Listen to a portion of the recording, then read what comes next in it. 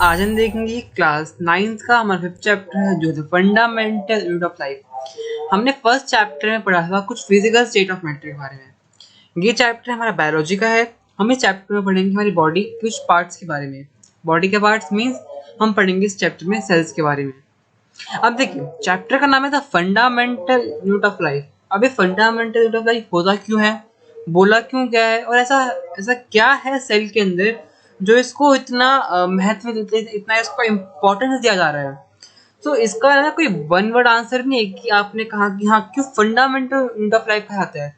जब आप पूरा चैप्टर पढ़ोगे तो आपको समझ में आया कि ऐसा क्यों कहा जा रहा है, सेल को इतना इम्पोर्टेंस क्यों दिया जा रहा है। अगर आपको बेसिक थोड़ा सा अगर हम बताऊं क्यों कहा जाता है तो इसलिए कहा जाता है क्योंकि जितनी भी नेसेसरी चीजें हैं, चाहे वो रेस्पिरेशन हो, रिप्रोडक्शन हो, चाहे कोई भी चीज है, वो सब कुछ हमारा सेल कर रहा है। ठीक है, अभी ये बिल्कुल शॉर्ट डेफिनेशन है इसका। जब पूरा चैप्टर पढ़ोगे तो आपको समझ में आया कि एक्चुअल में ऐसा क्या कर रहा है हमारा सेल जो हमारी पूरी बॉडी ये लिविंग बीइंग बन पा रही है। Let's start of topic. अब देखिए जो है व्हाट इज सेल। अब ये सेल है क्या, देखिए जितने भी हमारे लिविंग ऑर्गेनिज्म है ना वो सब कुछ एक फंडामेंटल यूनिट चीज से बने हैं जिसे हम कहते हैं सेल। अब next cell is a Latin word from a little room. Okay, as you see is a structure of a cell. और आगे हम भी स्ट्रक्चर ऑफ सेल में देख कितने सारे पार्ट्स दिए गए हैं, माइटोकॉन्ड्रिया, साइटोप्लाज्म, लाइसोसोम्स और फाइबर राइबोसोम्स, ये बहुत सारे पार्ट्स हैं। हम ये सारे पार्ट्स कवर करेंगे इस वीडियो में। सो अब हम इस टॉपिक के आगे बढ़ते हैं। अब देखिए सेल तो हमें पता है कि क्या है, लेकिन जो ये सेल है उस सेल को खोजा किसने, सेल की डिस्कवरी किसने की। तो ऐसे बहुत सारे लोग जिन्होंने सेल की डिस्कवरी की। देखते हैं। अगर सर क्वेश्चन पूछा है कि हु डिस्कवर सेल, सबसे पहले आपके माइंड में एक ही जवाब आना चाहिए जो तुम्हारा है रॉबर्ट हुक। रॉबर्ट हुक ने सबसे पहली बार हमारी सेल की डिस्कवरी की थी। कहाँ पे डिस्कवर की थी? एक हमारे जो हमारे पेड़ की छाल होती है ना, जो हमारा जो उसका बार्क होता है, जो उसकी बाहर की साइड की छाल होती है, उस पे उन्होंने सेल की डिस्कवरी की। उन्होंने बिल्कुल छोटे छोटे रूम उन्होंने देखे उस the bark of a tree में, हाँ, और वो एक हनीकॉम टाइप स्ट्रक्चर डिसेंबल कर रहे थे। सो आगे जाके उसका नाम पड़ा सेल, जो कि आज की डेट में अगर आप उसे पढ़ोगे तब उसे हम कहेंगे सेल बायोलॉजी। ओके, इसका मतलब क्या है कि जो रॉबर्ट हुक ने हमारे सेल की डिस्कवरी की थी। अब मेन पॉइंट ये है कि जो रॉबर्ट हुक ने डेड सेल की डिस्कवरी की। अब कैसे, देखिए जो पेड़ की छाल होती है सबको पता है कि वो डेड होती है ना, इसमें कोई कहने की बात तो है नहीं। आप सबको पता है कि पेड़ की छाल डेड होती है, इसका मतलब पेड़ की छाल डेड है, मतलब उसके सेल्स भी डेड होंगे।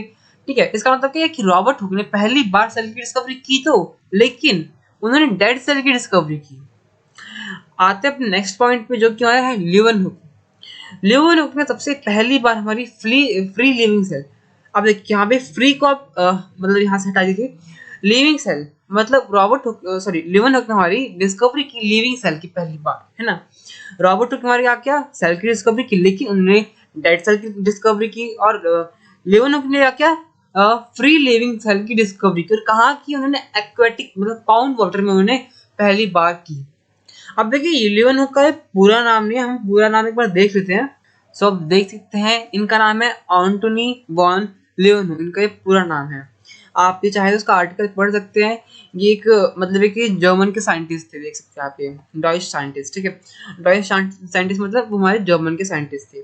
आते हैं स्लाइड्स पे। सो ये है हमारे रॉबर्ट हुक। ये वाली इमेज हमारी रॉबर्ट हुक की है, एक बार मैं आपको शो कर देता हूँ। ये है हमारे रॉबर्ट हुक, ये हमारे रॉबर्ट हुक है। एंड ये है हमारे ल्यूवेनहुक। ठीक है, एंटोनी वॉन ल्यूवेनहुक, ये हमारे इनका पूरा नाम है और ये है ल्यूवेनहुक। और हमारे एक और ऐसे पर्सन जो आपकी बुक में दिया गया जो है रॉबर्ट ब्राउन। रॉबर्ट ब्राउन ने क्या किया था, उन्होंने न्यूक्लियस की डिस्कवरी की थी, न्यूक्लियस इन द सेल।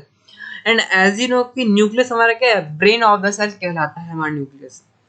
और आप ये कुछ स्ट्रक्चर्स देख रहे हो कि इसके आसपास, और ये देखिए ये तुम्हारा न्यूक्लियस है इतना बड़ा सा गोल, लेकिन इसके आसपास ये कुछ स्ट्रक्चर्स दिए गए, ये डॉट डॉट डॉट, जिसके अंदर कोई जेली भरा हुआ है। So, ये सब कुछ हम इस चैप्टर में पढ़ने वाले हैं। ओके, अभी इतना याद रखो कि जो रॉबर्ट ब्राउन है उन्होंने क्या किया था, न्यूक्लियस की डिस्कवरी की थी, जो कि एक साइंटिस्ट थे। अब आता है सेल थ्योरी की।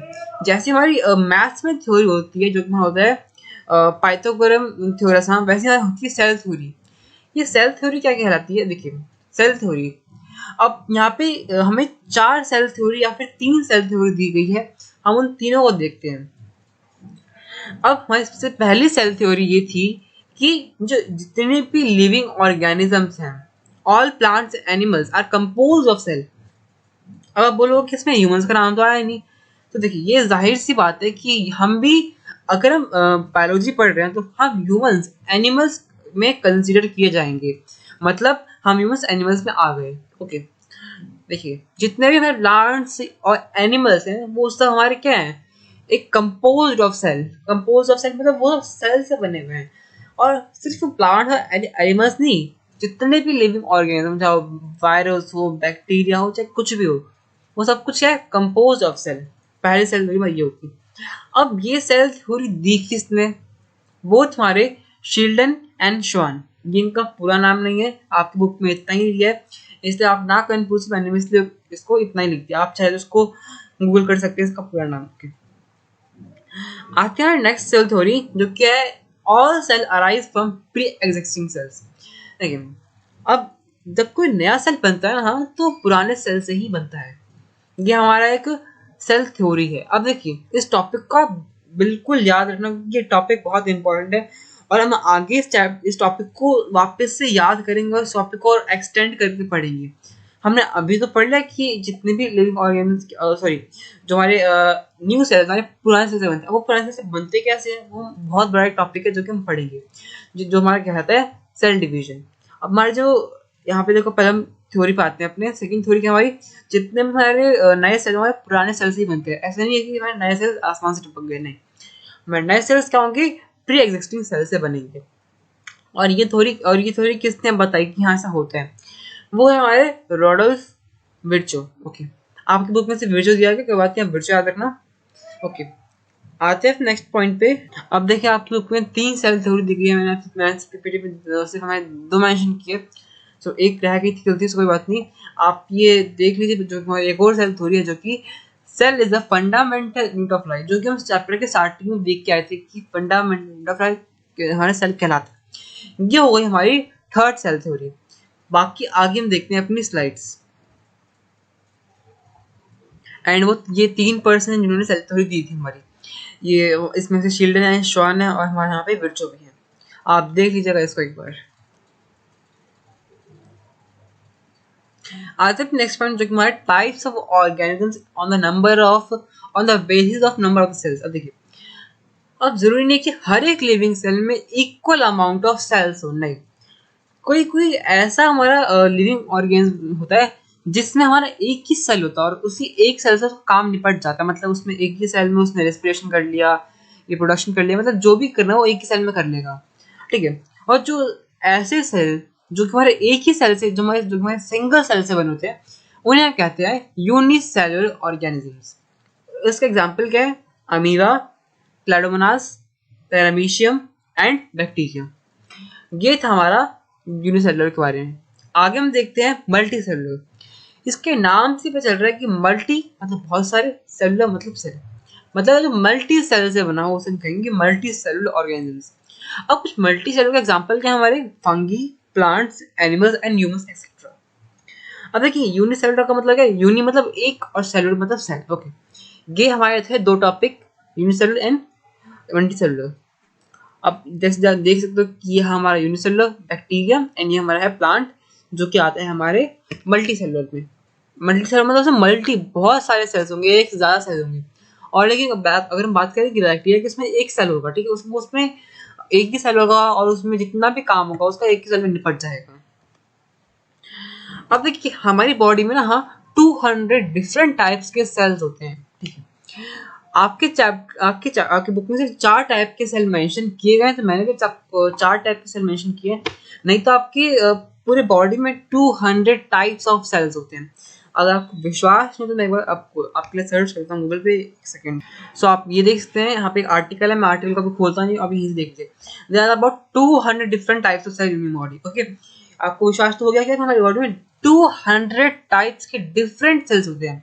अब देखिए यहाँ कहा गया 200 डिफरेंट टाइप्स। अब ये नहीं कहा गया कि 200 सेल्स होते हैं, हमारी बॉडी में ट्रिलियंस बिलियंस ऑफ सेल्स होते हैं, लेकिन उसके टाइप्स, सेल हमारे बहुत टाइप्स के होते हैं, सो वही हमारे होते हैं 200 टाइप्स ऑफ सेल। हम अभी सिर्फ 8 टाइप्स ऑफ सेल के बारे में पढ़ेंगे। हम देखते हैं कौन सेल है। पहला हमारा आता है स्पर्म सेल। अब देखिए स्पर्म भी हमारा एक टाइप का सेल होता है। याद है हम अपने 8th क्लास में हमारा चैप्टर था reaching the age of adolescence, हमने चैप्टर में पढ़ के आए थे कि जो हमारा स्पर्म, हमारा एक सिंगल स्पर्म हमारा एक सेल होता है, एक सिंगल सेल होता है। ओके, मसल सेल्स क्या है? हमारा एक सेल है जो कि कहाँ पाया जाता है? हमारे मसल्स में पाया जाता है। और एक और बात की मैंने स्पर्म सेल के, हमारे एक मेल गैम हमारा ये हमारे male sex hormones. Okay, second हमारा आता है मसल सेल्स। मसल्स हमारा सेल्स कहाँ पाया जाता है? हमारे मसल्स में। ओके, ये हमारा है मसल सेल्स का डायग्राम। ये हमारे मसल सेल का डायग्राम है, देख सकते हो आप, ठीक है। और ये हमारा है स्पर्म सेल का डायग्राम। ओके, आता है हमारा नेक्स्ट पॉइंट जो कि फैट सेल।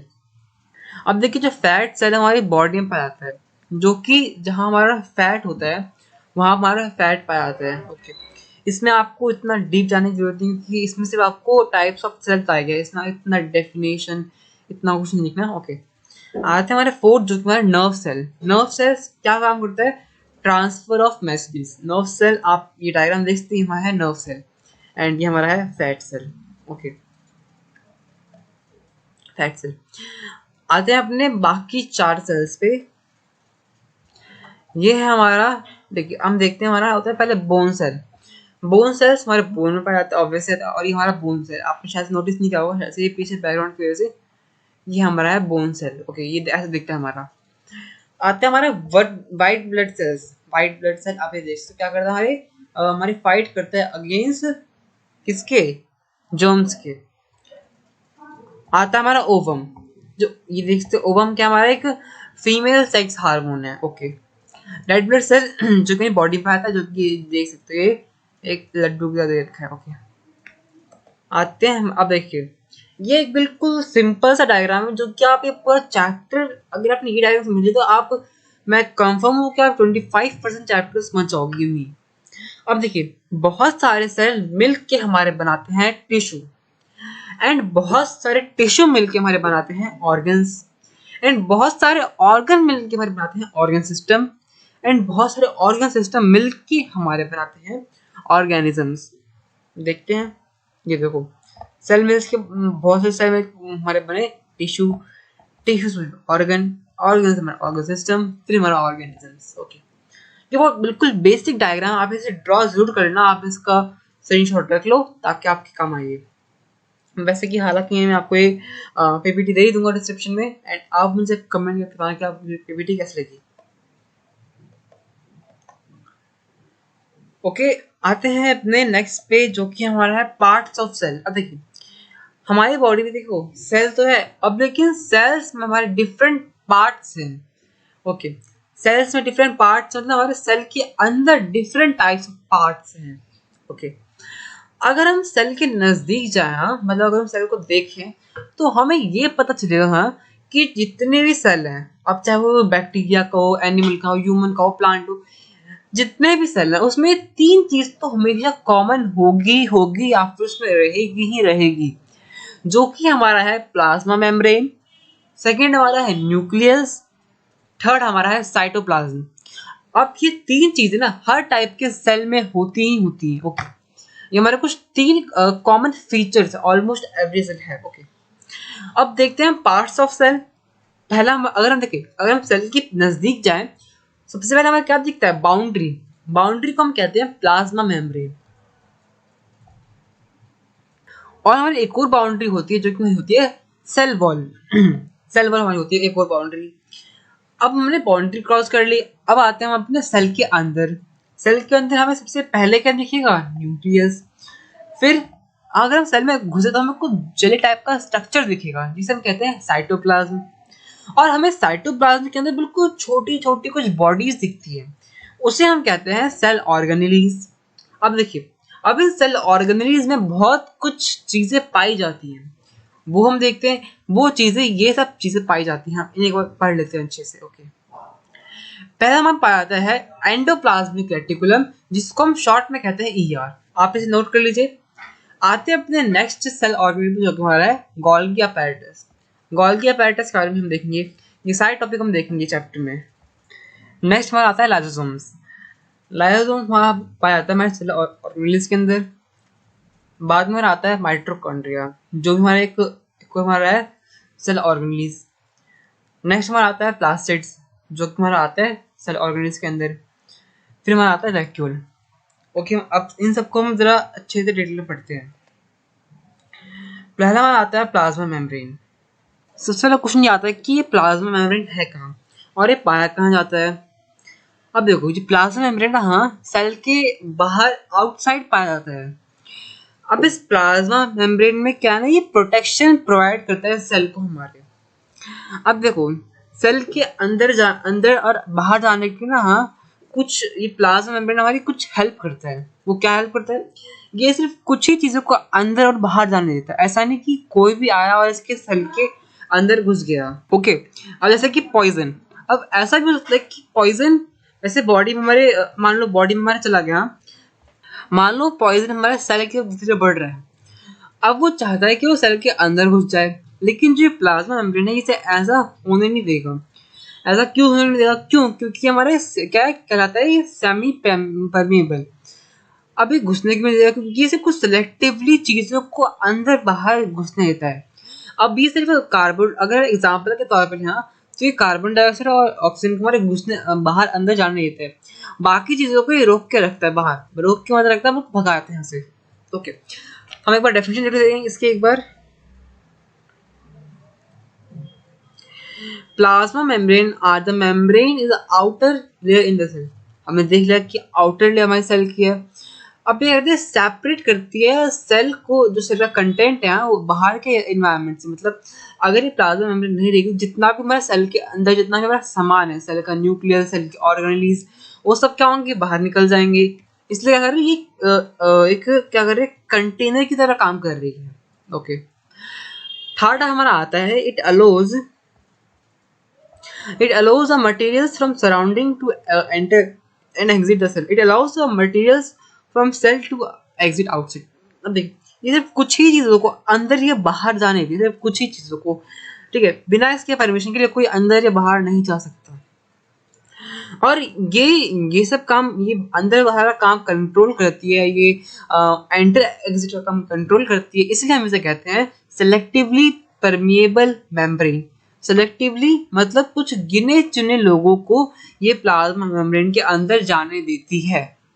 परमिएबल मतलब परमिशन देती है, ओके, मेम्ब्रेन के अंदर। ओके, अब जो प्लाज्मा मेम्ब्रेन वो किस चीज से बना होता है।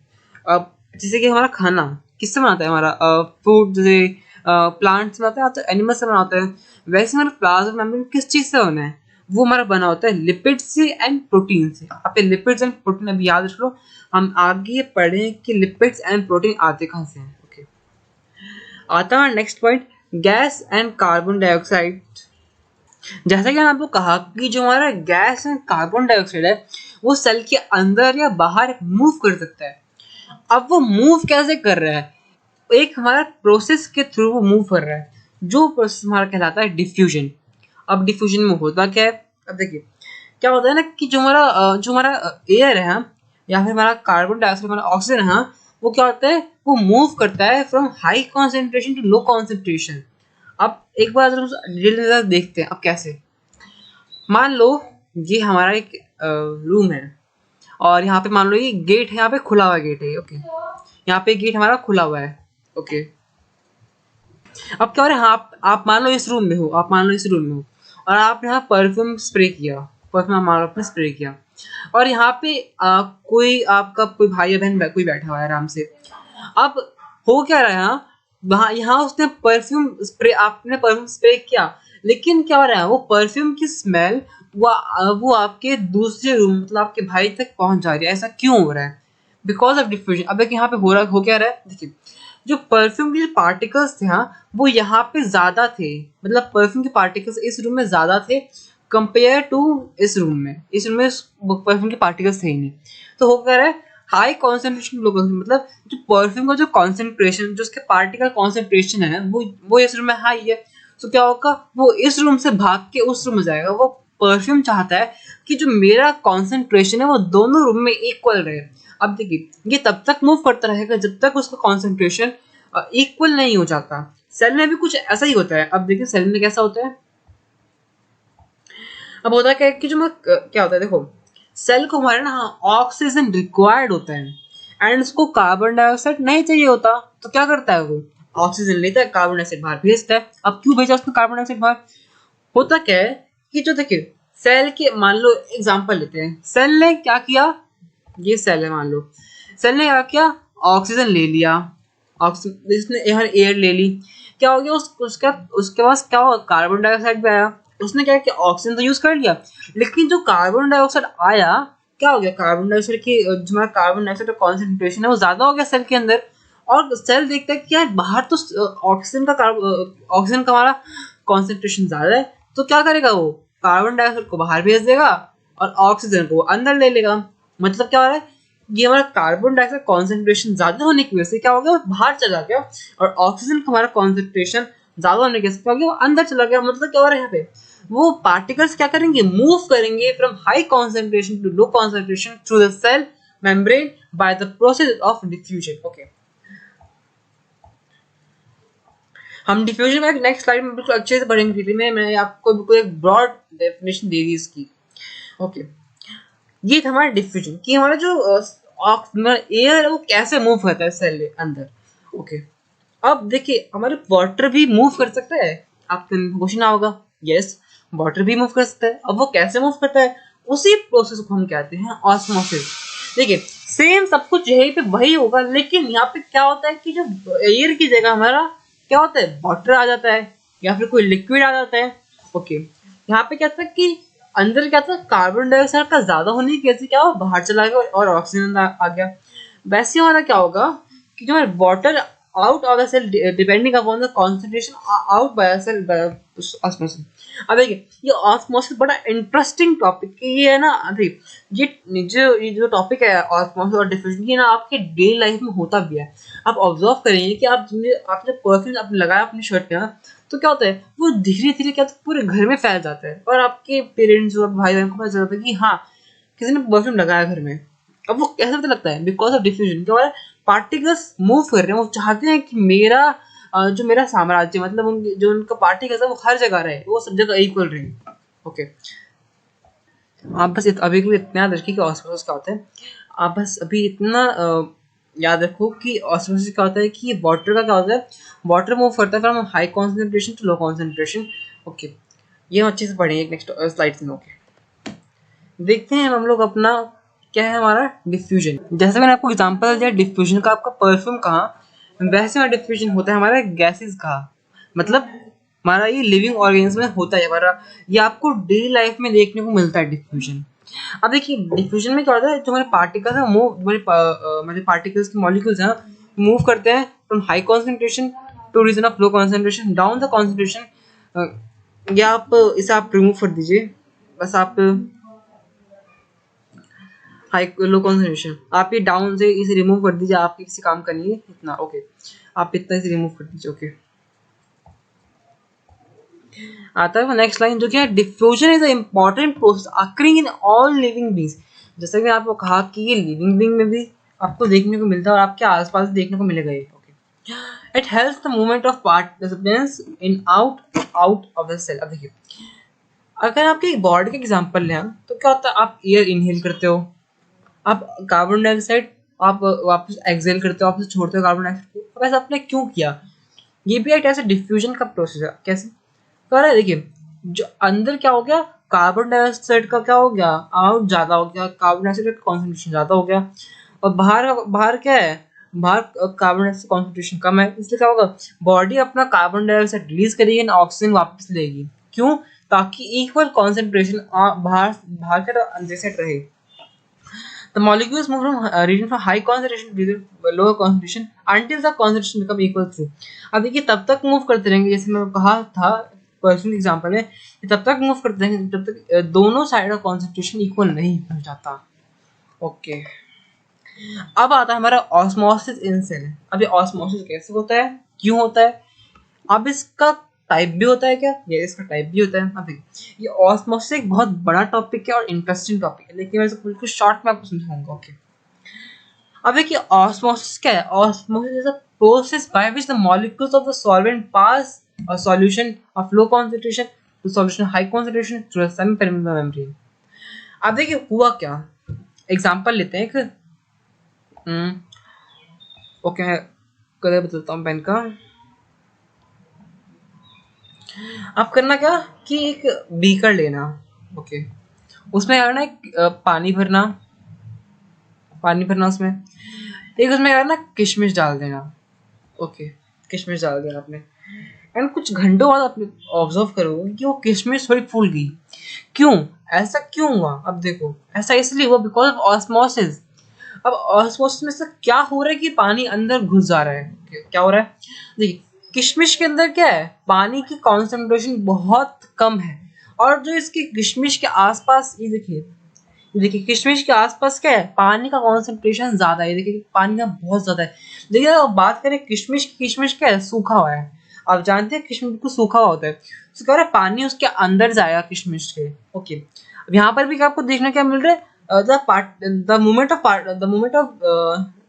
Liquid from the movement of liquid from high concentration to low concentration is called osmosis by semi permeable membrane। मतलब ये क्या है, अब देखिए किशमिश भी एक टाइप का सेल है, याद रखना किशमिश भी एक टाइप का सेल है, क्योंकि कभी वो क्योंकि देखो किसी टाइम वो भी तो एक लिविंग ऑर्गेनिज्म रहा होगा, लेकिन अभी के टाइम में क्या हुआ, डेड सेल बन गया और कुछ नहीं है।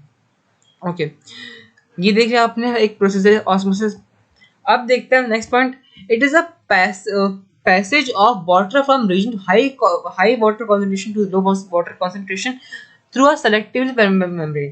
जिससे कि आपको बताया इस किशमिश के एग्जांपल से। ओके, अब भी आप किशमिश के एग्जांपल से याद रखना, क्योंकि हम नेक्स्ट स्लाइड में इसी किशमिश के एग्जांपल को और अच्छे से एक्सप्लेन करके पढ़ेंगे। देखते हैं। अब देखिए ऑस्मोसिस में तीन टाइप्स के होते हैं।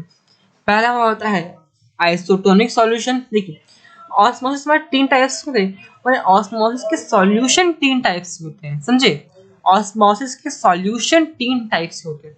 आज भी पढ़ लो कि तीन टाइप, तो आप समझ जाओ कि मैं क्या कहना चाहता हूँ। Okay, osmosis solution, there are three types of solution, isotonic, hypertonic, hypotonic. अब देखिए हाइपरटोनिक और हाइपोटोनिक सेम सेम है, इसलिए आप कंफ्यूज मत होना, इसको जरा आप अच्छे से याद रखना, ताकि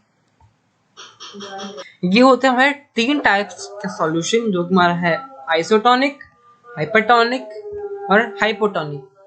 अब देखिए हाइपरटोनिक और हाइपोटोनिक थोड़ा सेम सेम लगता है, लेकिन एक्चुअल में सेम है नहीं। देखो हाइपर और यहाँ पे आता है हाइपो, ठीक है, इससे याद रखना आप। अब हम देखते हैं कि पहले पहले हम देखेंगे हाइपरटोनिक सॉल्यूशन क्या होता है, उसके बाद हम देखेंगे आइसोटोनिक, फिर हम देखेंगे हाइपोटोनिक। हाइपरटोनिक सॉल्यूशन क्या होता है, is one that a higher solute concentration outside the cell than inside। Okay, पहले ही जानते हैं कि जो हमारा सॉल्यूशन है वो क्या होता है। ओके, पहला हमारा होता है सॉल्यूट।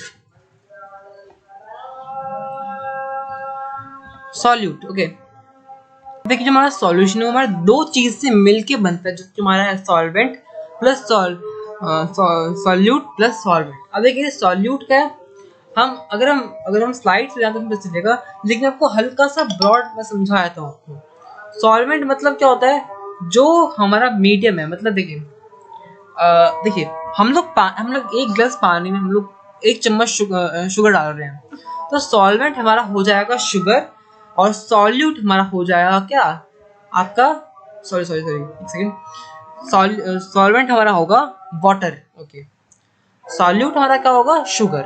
ओके, सॉल्वेंट हम ना लेस क्वांटिटी में डालते हैं, लेकिन अगर हम बात करें सॉल्वेंट की यहाँ, तो सॉल्वेंट हम ज़्यादा क्वांटिटी में जानते हैं।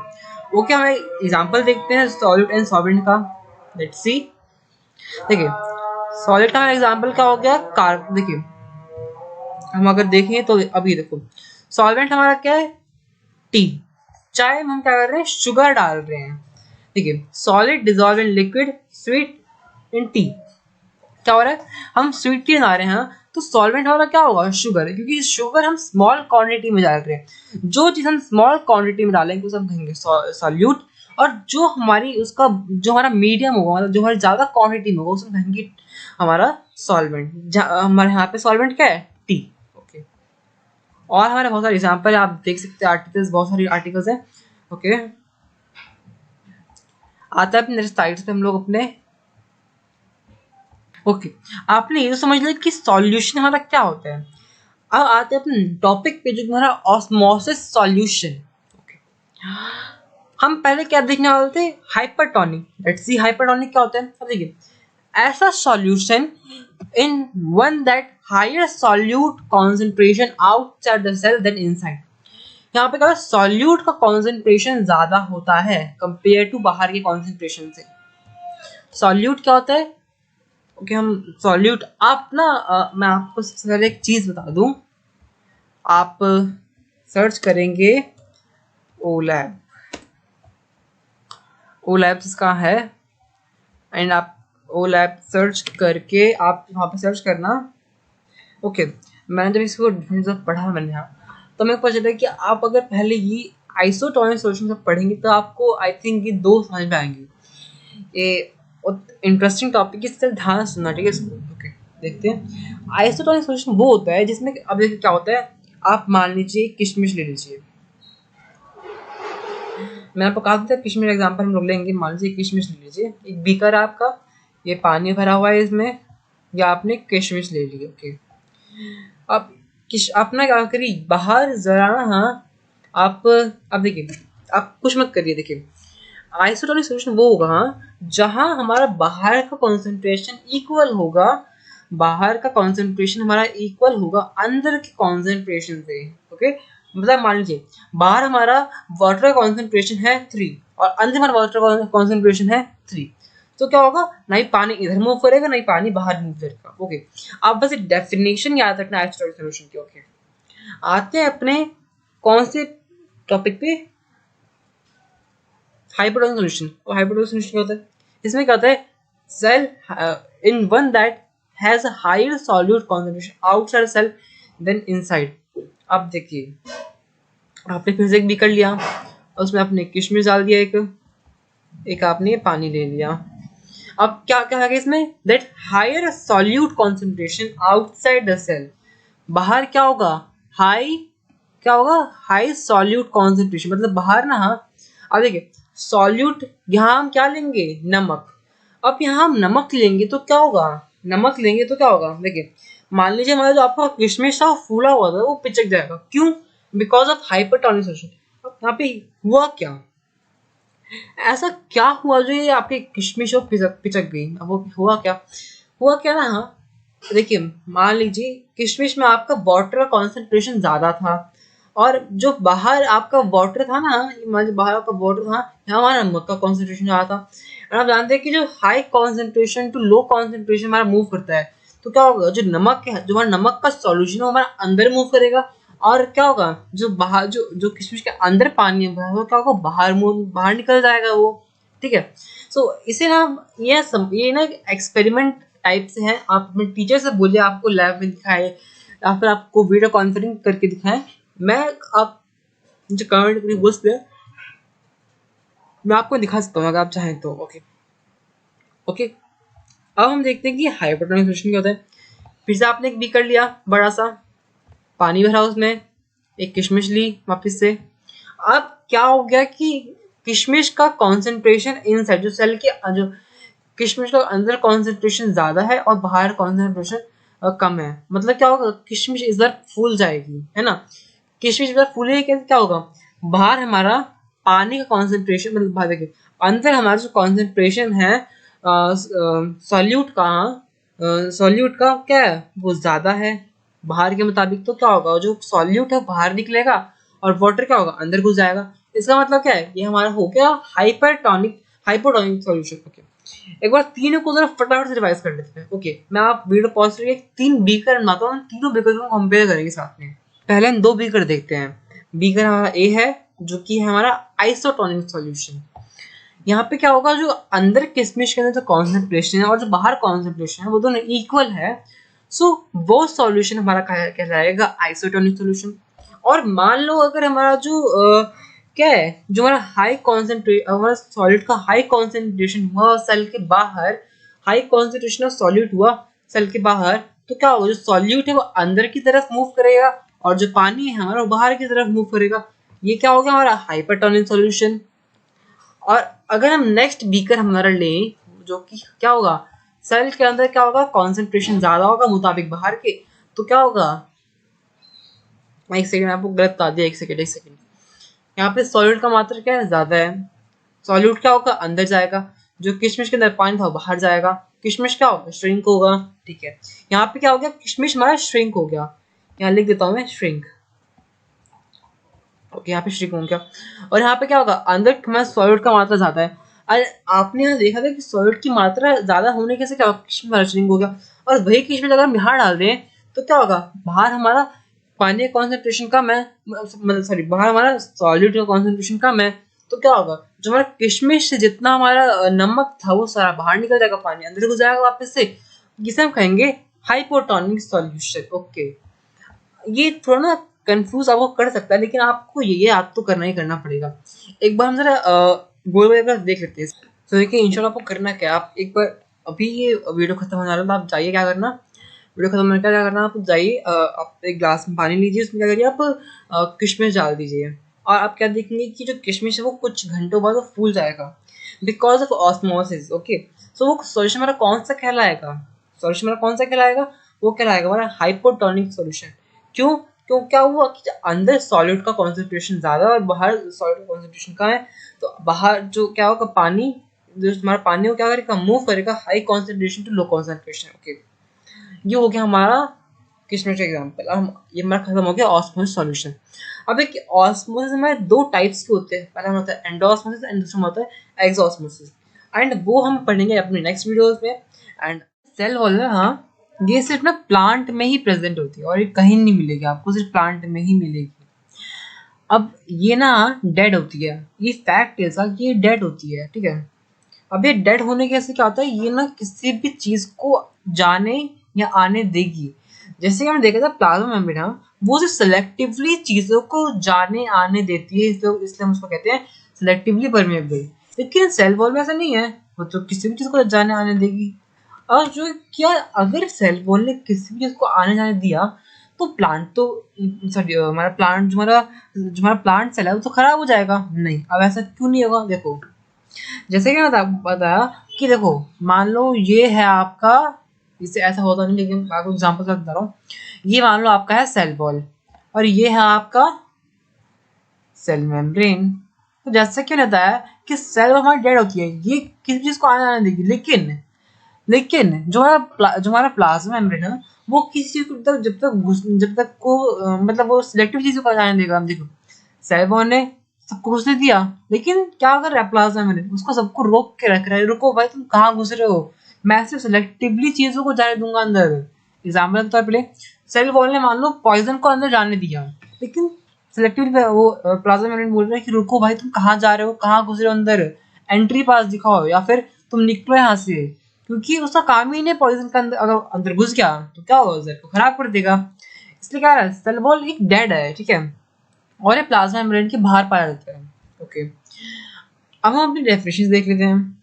पहला हमारा आता है the cell of the rigid outer covering compose of cellulose. ये किस चीज से बनता है, सेलुलोज से बना हुआ होता है।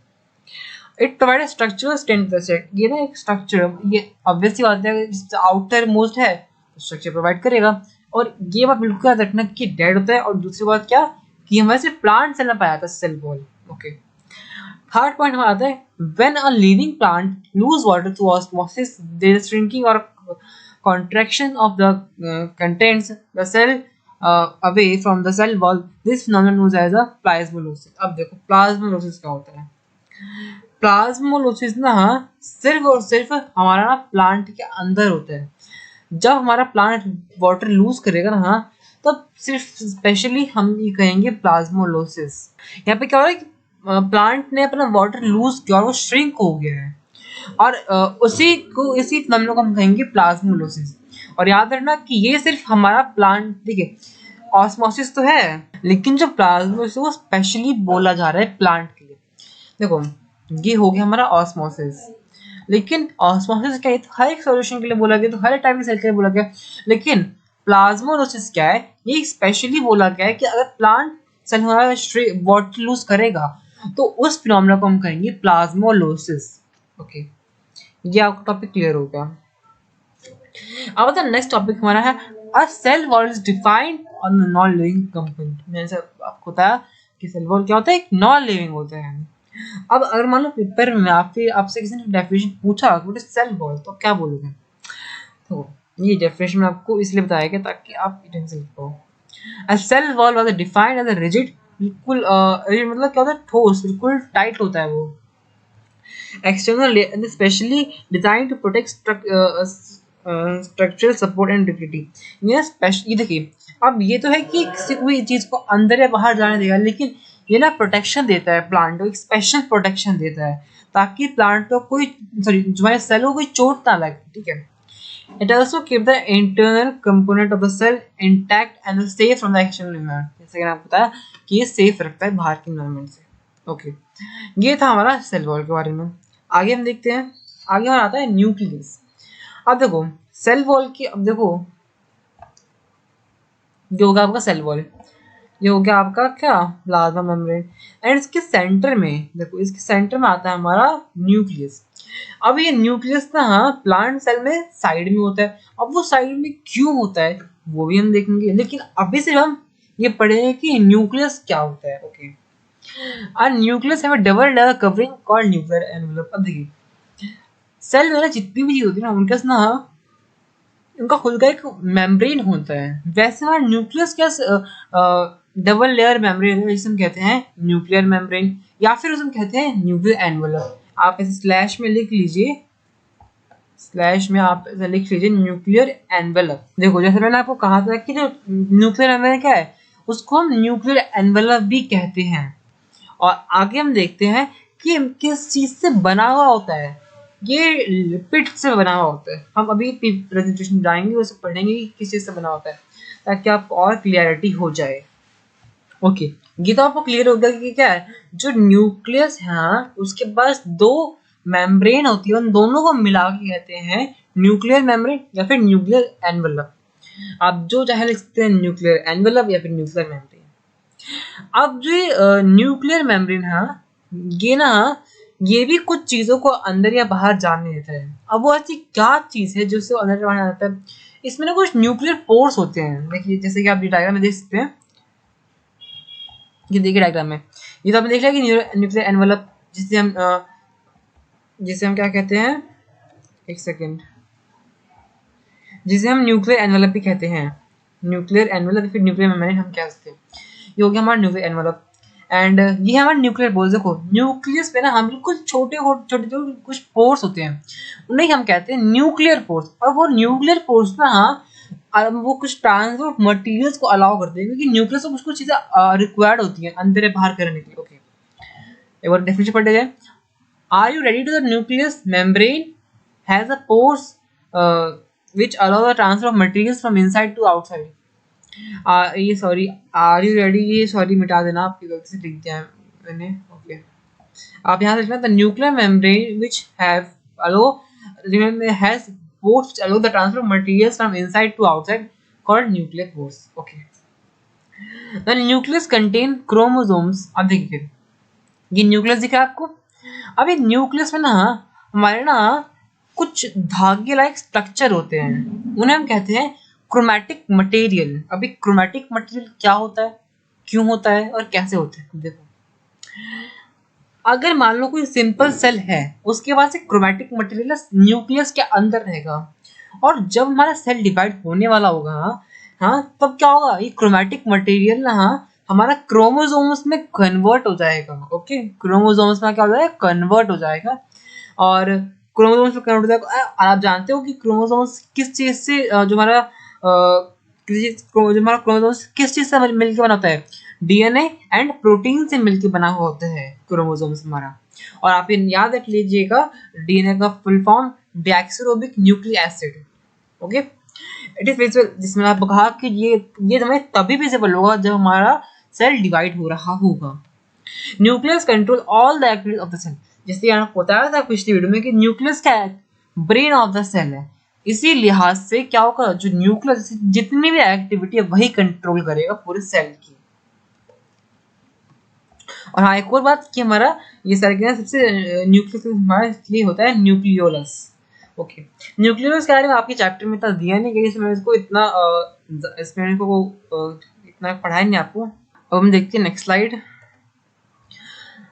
अब हम न्यूक्लियस को चलो और पढ़ते हैं। न्यूक्लियस का था वो बिल्कुल बेसिक का इंट्रोडक्शन टाइप से था, बोल सकते हैं हम उसे। हम पढ़ेंगे न्यूक्लियस के बारे में और कुछ एक्स्ट्रा। अब जो डीएनए मॉलिक्यूल्स है ना, हाँ, उसमें हमारे कुछ नेसेसरी इंफॉर्मेशन कंटेन होती है। और और ये कहते हैं cell function segment of DNA called genes. देखिए, डीएनए के अंदर ना कुछ नेसेसरी इंफॉर्मेशन कंटेन होती है, जिसे हम कहते हैं genes. DNA molecules contain the information necessary for the constructing any organisms cell functional segment called genes. अब देखिए, जीन्स का सारी इंफॉर्मेशन होती है कि हाँ, ये बॉडी कैसे काम करेगी, क्या करना चाहिए उसको, वो कैसे काम करे, तो कैसा स्ट्रक्चर होना चाहिए, जितनी भी चीजें हैं हमारे क्या करेगा, ये जीन्स डिसाइड करेगा, फिर जीन्स के अंदर रहेगा। Okay, in a cell which is not divided, DNA is present in the part of chromatic material. जैसे मैंने आपको कहा कि अगर मान लो कोई सेल डिवाइड नहीं होगा, वो सिंपल सेल है, तो उसमें हमारा क्रोमैटिक मटेरियल प्रेजेंट होगा। अगर मान लो सेल डिवाइड हो रहा है तो क्या होगा, वो क्रोमैटिक मटेरियल हमारा किसमें कन्वर्ट हो जाएगा, वो कन्वर्ट हुआ हमारा राइबोसोम्स में। ओके, देखिए यहाँ पे लिखा हुआ भी है, सॉरी ये हमारा होगा, सॉरी क्रोमोसोम्स।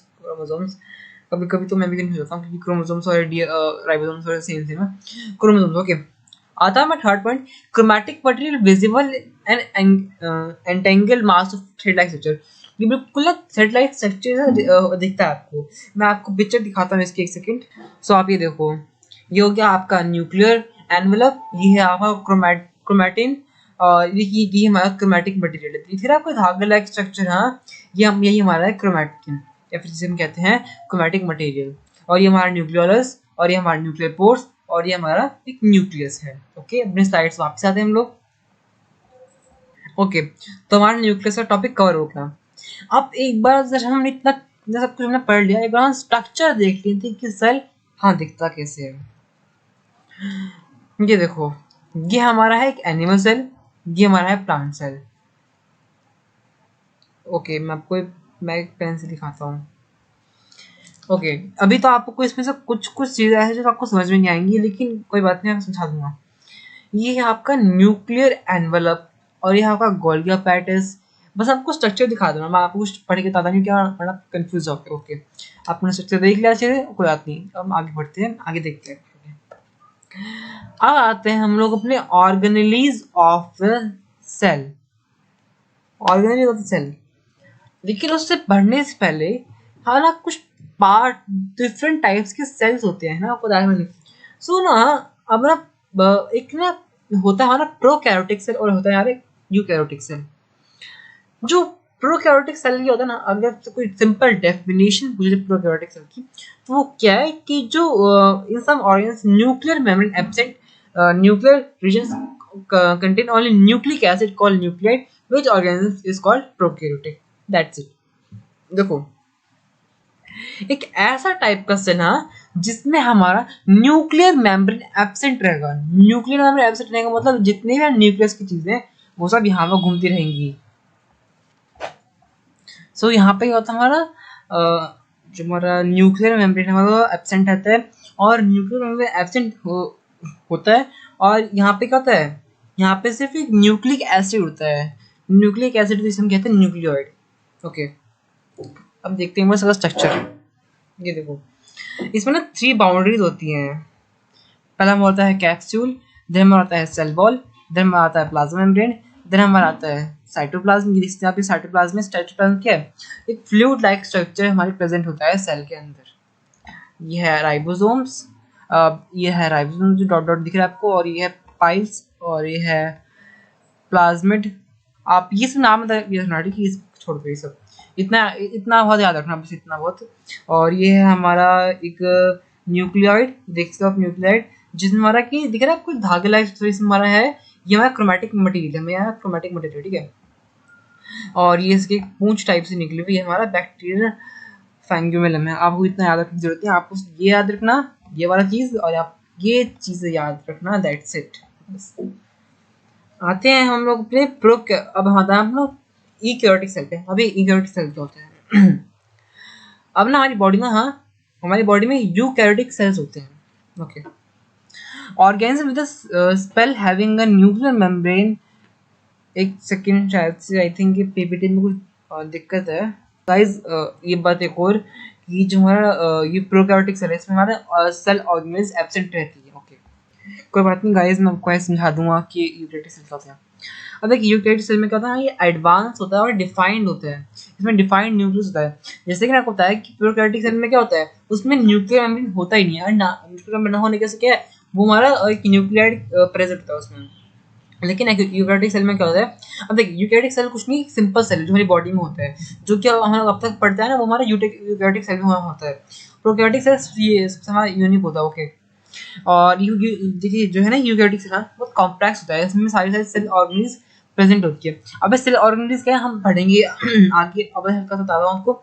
सेल ऑर्गेनीज मतलब हमारा ये साइटोसोल, राइबोसोम्स, और ये माइटोकॉन्ड्रिया, और ये गोल्गी बॉडी, और ये प्लाज्मा मेम्ब्रेन, ये सब हमारी क्या सेल ऑर्गेनिज्म में आ जाती हैं, ओके।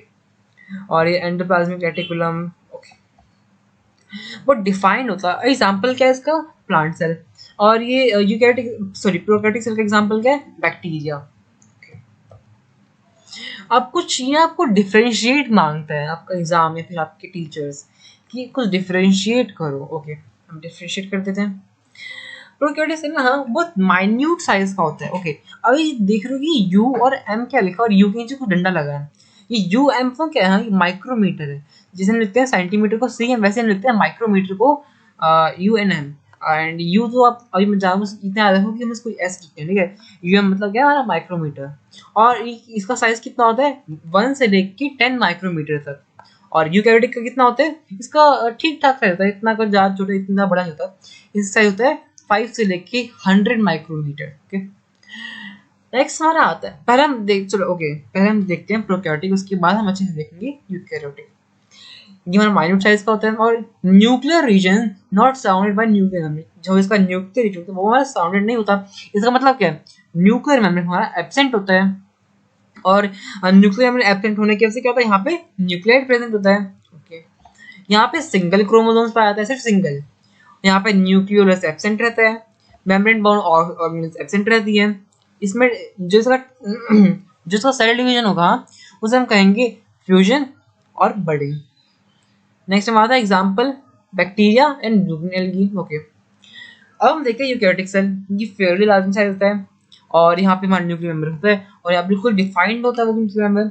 और यहाँ पे क्रोमोसोम ना एक से ज्यादा होते हैं, 1+ होते हैं। इसमें हमारा न्यूक्लियोलस प्रेजेंट होता है, membrane bound organelles present, cell division by mitosis and meiosis. अब मैं आपको बिल्कुल स्पेशली कहूँगा कि हाँ इसको तो बिल्कुल याद करें ना, माइटोसिस एंड मियोसिस, क्योंकि अभी ये बहुत बड़ा टॉपिक है जो हम पढ़ेंगे आने वाले वीडियोस में, ओके। एग्जांपल क्या है इसका, एग्जांपल हमारा plant cell, animal cell, okay.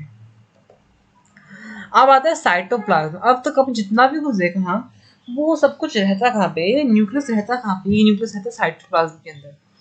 अब देखो टीचर्स या फिर कोई वेबसाइट्स या फिर कोई मतलब कोई आपको कंफ्यूज करने के लिए हाँ साइटोप्लाज्म की जगह आपको लिखेगा साइटोसोल। साइटोप्लाज्म का दूसरा नाम हमारा साइटोसोल भी है, हम साइटोप्लाज्म को साइटोसोल भी बोलते हैं। तो याद रखना कि साइटोसोल भी बोलते हैं। अब कंफ्यूज किया जा सकता है बार बार कि what is cytosol, what is cytosol. It is nothing but it is cytoplasm, या ये इसका दूसरा नाम है साइटोसोल का। अब ये cytosol is a fluid found in the inside cell, ये फ्लूइड फाउंड होता है इनसाइड सेल, जैसे कि आपको दिखाया डायग्राम में, ये फ्लूइड होता है एक, और ये जेल लाइक स्ट्रक्चर होता है और वैक्यूनियस सब्सटेंस।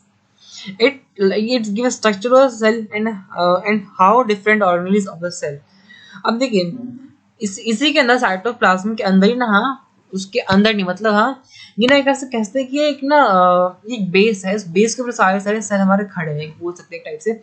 इसका मतलब क्या है, इतने सारे सेल ऑर्गेनिज्म हमारे सेल साइटोप्लाज्म के अंदर रहते हैं। मतलब देखिए ये साइटोसोल के साइड से एक्वस ग्राउंड सब्सटेंस ऑफ साइटोसोल्स, ये ना एक ग्राउंड सब्सटेंस साइटोसोल। अभी आप इतना याद रखो साइटोसोल, अब इतना याद रखो हाँ कि साइटोप्लाज्म का दूसरा नाम साइटोसोल ही है। Okay, the nucleus and cytoplasm together called protoplasm। हाँ अभी प्रोटोप्लाज्म बहुत लोग कंफ्यूज है, व्हाट इज प्रोटोप्लाज्म, कोई क्वेश्चन पूछ सकता है आपसे तो यहाँ पे लिखना the nucleus and cytoplasm together called protoplasm. अब देखिए साइटोप्लाज्म एंड न्यूक्लियस को हम अगर साथ में बोले तो क्या कहेंगे उसे, प्रोटोप्लाज्म।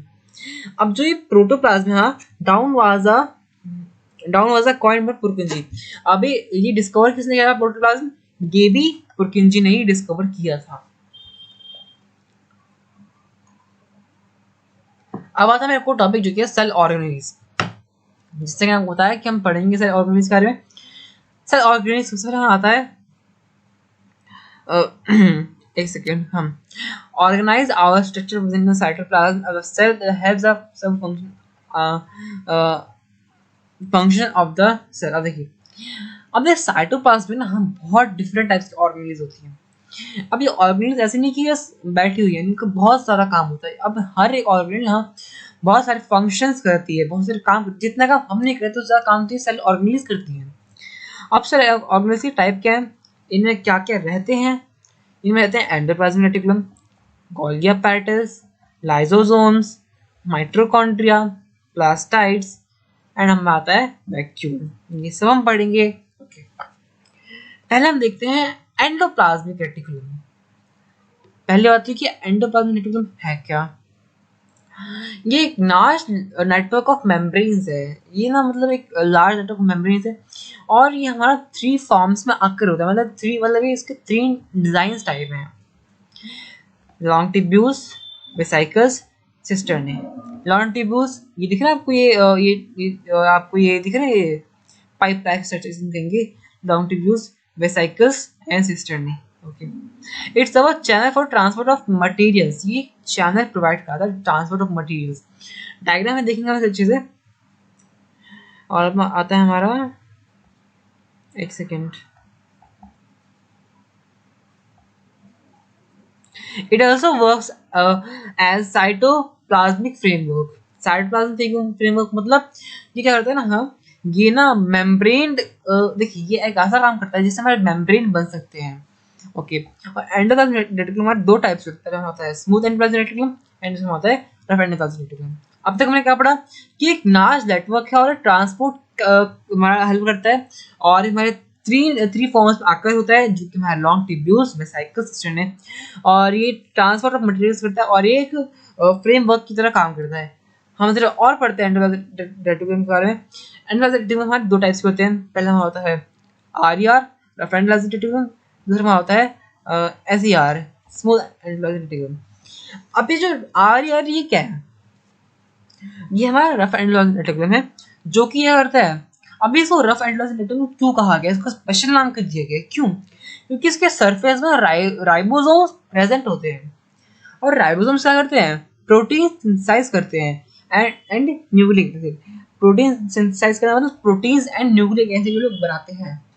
राइबोसोम्स क्या करते हैं, प्रोटीन एंड न्यूक्लिक एसिड बनाते हैं। अब बात करते हैं हम एसईआर की। यहाँ पे राइबोसोम्स एब्सेंट होते हैं, और एक इनका काम क्या है, ये बैठे बैठे तो रहेंगे नहीं, इनका काम क्या है, मैन्युफैक्चर फैट मॉलिक्यूल और लिपिड्स। अब देखिए ज्यादा आपको कि हमने पढ़ा था कि जो हमारा प्लाज्मा मेम्ब्रेन है वो लिपिड्स एंड प्रोटीन का बनता है, एंड यहाँ पे आप साफ साफ बिल्कुल क्लियरली देख रहे हो हाँ कि क्या है, एसईआर क्या कर रहा है, लिपिड्स का मैन्युफैक्चर कर रहा है, और आर क्या कर रहा है, प्रोटीन का कर रहा है। तो आपको क्या दिख रहा है कि मैंने आपको पिछले साइड में कहा था कि क्या करता है कि ये जो हमारे क्या करता है एक फ्रेमवर्क देता है, it also work as a cytoplasmic framework. ये ना जितनी ऑर्गेनेल्स हैं उनको एक ना फ्रेमवर्क देता है, उनको बाउंड्री के लिए हेल्प करता है, ये उनकी बाउंड्री देने के लिए या तो उनकी बाउंड्री को और मजबूत करने के लिए। ओके, तो आप दिख रहा है आपको प्रोटीन एंड लिपिड्स ये दोनों बना रहे हैं, ये दोनों बना रहे हैं, मतलब इन दोनों को हम जोड़ के कहेंगे कि हाँ ये एंडोप्लाज्मिक रेटिकुलम बना रहा है। एंडोप्लाज्मिक रेटिकुलम क्या कर रहा है, साफ साफ दिख रहा है कि फ्रेमवर्क प्रोवाइड कर रहा है, ये फ्रेम बना रहा है हमारे लिए। अब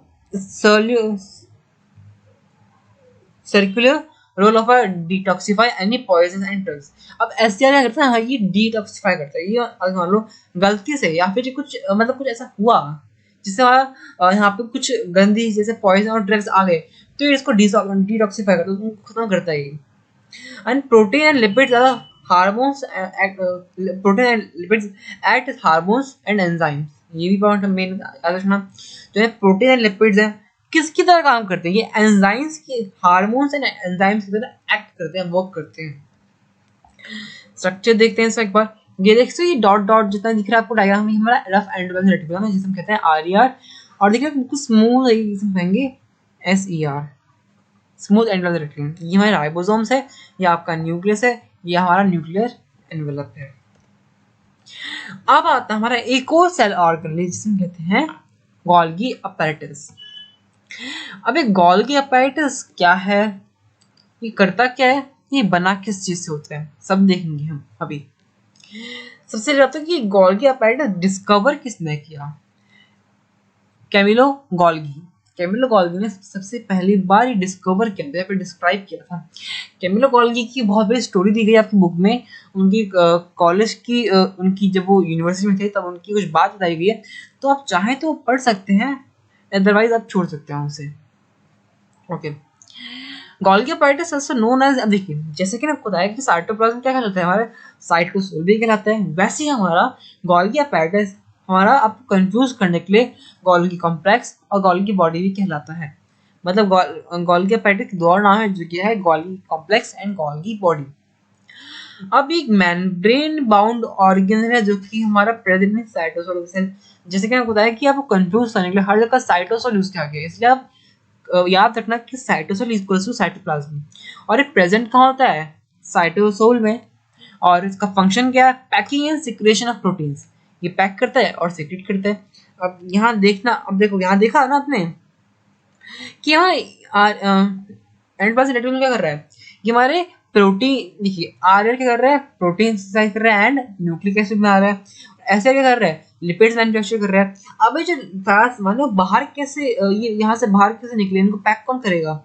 सो क्या होगा, इन सबको पैक करने का, इनको फिनिशिंग, हम बोलते हैं कि फिनिशिंग देने का काम, फिर इनको पैक करने का काम कौन करता है, गोल्गी अपैरेटस करता है, packing and secretion of proteins. Okay, the Golgi consist of stack membrane bound cistern. अब देखिए स्टैक मतलब ये एक के ऊपर एक, देखिए ये दिख रहा है आपको, ये अकेला, ये अकेला दिख रहा है आपको, ये अकेला एक, हाँ ये है हमारा एक सिस्टर्न है। ये सिस्टर्न है एक के ऊपर एक ऊपर एक करके आते हैं, तो ये हमारा बन जाता है सिस्टर्न। इन सबको मिला के हम कहते हैं सिस्टर्न्स। देखिए यहाँ पे लिखा है सिस्टर्न है arrange in the stack called सिस्टर्न्स।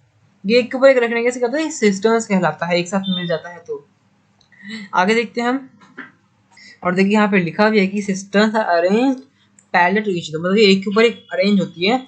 सो ये एक के ऊपर एक अरेंज होकर बनाती हैं सिस्टर्न्स। देखिए ये हमारा एक है सिस्टर्न, ये अकेला ही सिस्टर्न कहलाएगा।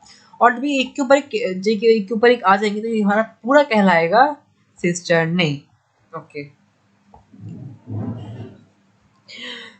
Golgi apparatus present as a freely distributed subunits called diazomes। अब देखिए ये प्लांट में क्या है ना, ये ऐसे प्रेजेंट होता है, देखो ये प्लांट में ऐसे प्रेजेंट होता है, देखो ये ऐसे स्टैक स्टैक बना के सिस्टर्न्स के फॉर्म में प्रेजेंट। लेकिन प्लांट में क्या होता है ना, हाँ कि प्लांट बिल्कुल फ्रीली, बिल्कुल आजाद मूव कर रहा होता है, बिल्कुल डॉट डॉट के फॉर्म में, जिसे हम कहते हैं डिटायोजोम्स।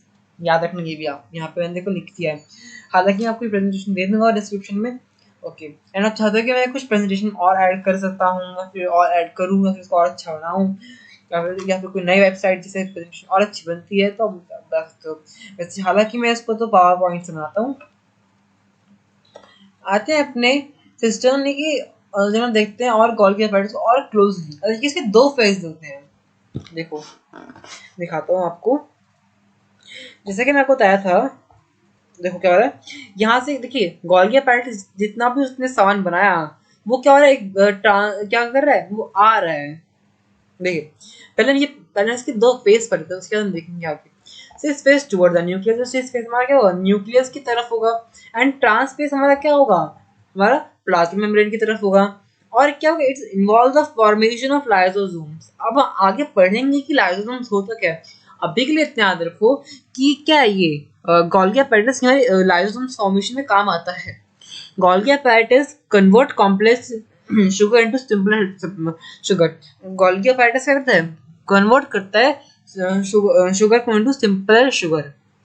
देखिए क्या हो रहा है, गोल्गी apparatus जितना सामान था वो आया, वो इस स्प्रे के थ्रू घुसा घुसा घुसा घुसा, फिर क्या पैकिंग होते होते फैक्ट्री से निकल गया। और दिख रही है आपको सिक्रीशन वेसिकल्स, ये पैक करके उसने वापस भेज दिया इसको, ये ट्रांस फेज के थ्रू वो निकल गया। और आप देख सकते हैं कि ये सिस्टर नहीं है। ओके, ये देख रहे हैं इनकमिंग ट्रांसपोर्ट वेसिकल्स और सिक्रीशन वेसिकल्स, और यहाँ ट्रांस फेज, ये हमारा सिस फेज, दैट्स इट। और न्यू फॉर्मिंग वेसिकल, आप ये देखिए न्यू फॉर्मिंग वेसिकल, देखिए धीरे धीरे वेसिकल बन रहेगा। आता है अपना एक नया टॉपिक जो कि है लाइसोसोम्स। अभी लाइसोसोम्स ना थोड़ा ना इंटरेस्टिंग है, थोड़ा अजीब सा भी है, ठीक है। अभी लाइसोसोम्स क्या होता है, अभी lysosomes are the covered by, अब देखो जो लाइसोसोम्स को डिस्कवर किसने किया था, वो डिस्कवर किया था चिस्टेन ड्यूवेने। ओके, ये था डिस्कवरी। आगे देखते हैं हम, जो लाइसोसोम्स है ना, are the membrane sac filled with digestive enzymes. इसका मतलब क्या है, लाइसोसोम्स में क्या होता है, हमारे डाइजेस्टिव एंजाइम्स होते हैं। ओके, अब जो एंजाइम है वो किससे बने होते हैं, आर से। और आर क्या होता है, रफ एंडोप्लाज्मिक रेटिकुलम। याद है हम पढ़ के आए थे पिछले स्लाइड में, ये देखो जस्ट अ सेकेंड, रिलोड हो रहा है आई थिंक, यस। देखो मैं देखा था यहाँ पे कि राइबोसोम ऑन द राइबोसोम क्या करते हैं, क्या करता है, protein and nucleic acid synthesize करता है। ओके, और ये हमारा सरफेस से प्रेजेंट होता है। और protein and lipids act as hormones and enzymes. हमने देखा था यहाँ पे कि किसकी तरह एक्ट करते हैं, ये एंजाइम्स और हार्मोन की तरह एक्ट करते हैं। और वही चीज यहीं पे लिखी गई है, देखो this enzymes made by RER. ये एंजाइम्स किसने बनाया है, रफ एंडोप्लाज्मिक रेटिकुलम ने। देखिए यहाँ पे इतना लिखने की जरूरत है नहीं कि रफ एंडोप्लाज्मिक रेटिकुलम, इसे सब लिखो आरईआर, दैट्स इट। अब इसके फंक्शन क्या होते हैं, आर्य मतलब ये लाइसोसोम्स के complex substance to similar substance से कन्वर्ट करता है, कॉम्प्लेक्स सब्सटेंस को सिमिलर सब्सटेंस से। सो आपको आप देख रहे हो ना कि हमारा देखिए हमने चैप्टर के स्टार्ट में देखा था कि the fundamental unit of life, cell को जो फंडामेंटल यूनिट ऑफ लाइफ कहा गया, आपको सही में प्रूफ हो गया कि हाँ एक्चुअली में तो होता है ना। आप देखो कितना सारा काम कर रहा है सेल हमारा, उसमें कितने सारे पार्ट्स हैं। अब एक और फंक्शन देखते हैं, kind of waste disposal of system. अब देखिए, अब देखिए सेल के अंदर ना कचरा भी होता है, वो एक टाइप से घर टाइप के तो है सेल का, वो उसका खुद का घर है, उसमें क्या कचरा हो रहा है। सो ये अगर ये सबको क्लियर कर रहा है, कचरों को क्लियर कर रहा है, उसको डिस्पोजल कर रहा है, और help to clean the pollution material on waste. अब देखिए, अब मान लो गलती से कोई चीज आ गई अंदर पोल्यूशन मटेरियल, तो उसको भी क्लियर कर देगा, उसको डिस्पोजल कर देगा, उसको भगा दे यहाँ से, या फिर अपने अंदर खा जाएगा उसे, जो कि हमारा फॉरेन मटेरियल कौन सा, हमारा बैक्टीरिया एंड वायरस। अब देखिए यहाँ पे लिखा है सुसाइड, ऐसा क्यों, देखो ये लाइसोसोम्स का ही पार्ट है। लाइसोसोम्स ना क्या करे, सोसाइटल बैग भी कहलाता है। क्यों, when cell gets damage the lysosomes में ब्रस्ट। अब आप जानते हो कि एंजाइम्स उसमें प्रेजेंट होते हैं। अब देखिए मान लो कभी क्या होता है कि सेल हमारा डैमेज हो गया, तो क्या करता है ये अपने आप को फाड़ देते हैं, मतलब अपना वो ब्रस्ट हो जाते हैं। एंड जो इसके एंजाइम्स हैं वो पूरे सेल को डाइजेस्ट कर सकते हैं, कर जाते हैं। इसका मतलब क्या दिख रहा है आपको कि लाइसोसोम्स अपने ही सेल को खा गया। तो क्या हो रहा है यहाँ पे, सोसाइटी ब्लैक कह रहा है ना कि उसने मतलब इतने दिनों से अपने सेल के अंदर घर के अंदर जगह दी थी उसको, और एक दिन क्या किया, वो एक दिन अपने सेल को ही खा गया। सो दैट्स व्हाई कहलाता है सोसाइटल ब्लैक। अब बात है हमारे नेक्स्ट टॉपिक जो कि है माइटोकॉन्ड्रिया से। अब देखिए सबसे पहले क्वेश्चन आता है कि माइटोकॉन्ड्रिया है क्या, ये डिस्कवर किसने किया, और ये काम क्या करता है, और इसका स्ट्रक्चर कैसे है।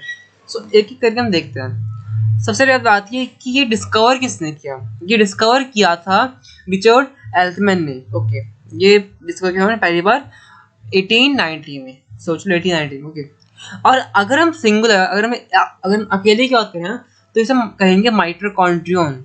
अगर हम सिंगुलर कहें तो इसे हम कहेंगे माइटोकॉन्ड्रिया, अगर हम इसे कहेंगे प्लूरल तो हम इसे कहेंगे माइटोकॉन्ड्रिया। ओके, अब देखिए जो हर एक माइटोकॉन्ड्रिया है उसमें डबल मेम्ब्रेन होती है। एज यू नो कि सेल में हमारे जितने भी मतलब मेनली जितने भी होते हैं चीजें ना ऑर्गेनेल या फिर जितनी चीजें वो हमारी एक मेम्ब्रेन बाउंड होती है, वैसे ही हमारा माइटोकॉन्ड्रिया भी डबल मेम्ब्रेन है, उसमें डबल मेम्ब्रेन होती है। जो मेरी आउटर मेम्ब्रेन होती है बहुत स्मूथ होती है वो, और जो मेरी इनर मेम्ब्रेन होती है उसमें कुछ फोल्ड्स होते हैं। अब देखो मैं स्ट्रक्चर में दिखाता हूँ आपको एक पेन से, ये देखो दिख रहा है कुछ फोल्ड्स दिख रहे हैं, पूरा माइटोकॉन्ड्रिया का भी स्ट्रक्चर दिया है, ये देखो बिल्कुल दिख रहा है वो कुछ फोल्ड्स, ये इसे हम कहते हैं क्रिस्टिया। ओके, याद रखना पे क्रिस्टिया, ये बहुत इंपॉर्टेंट है, आगे की 11th क्लास में ये टॉपिक आएगा क्रिस्टिया।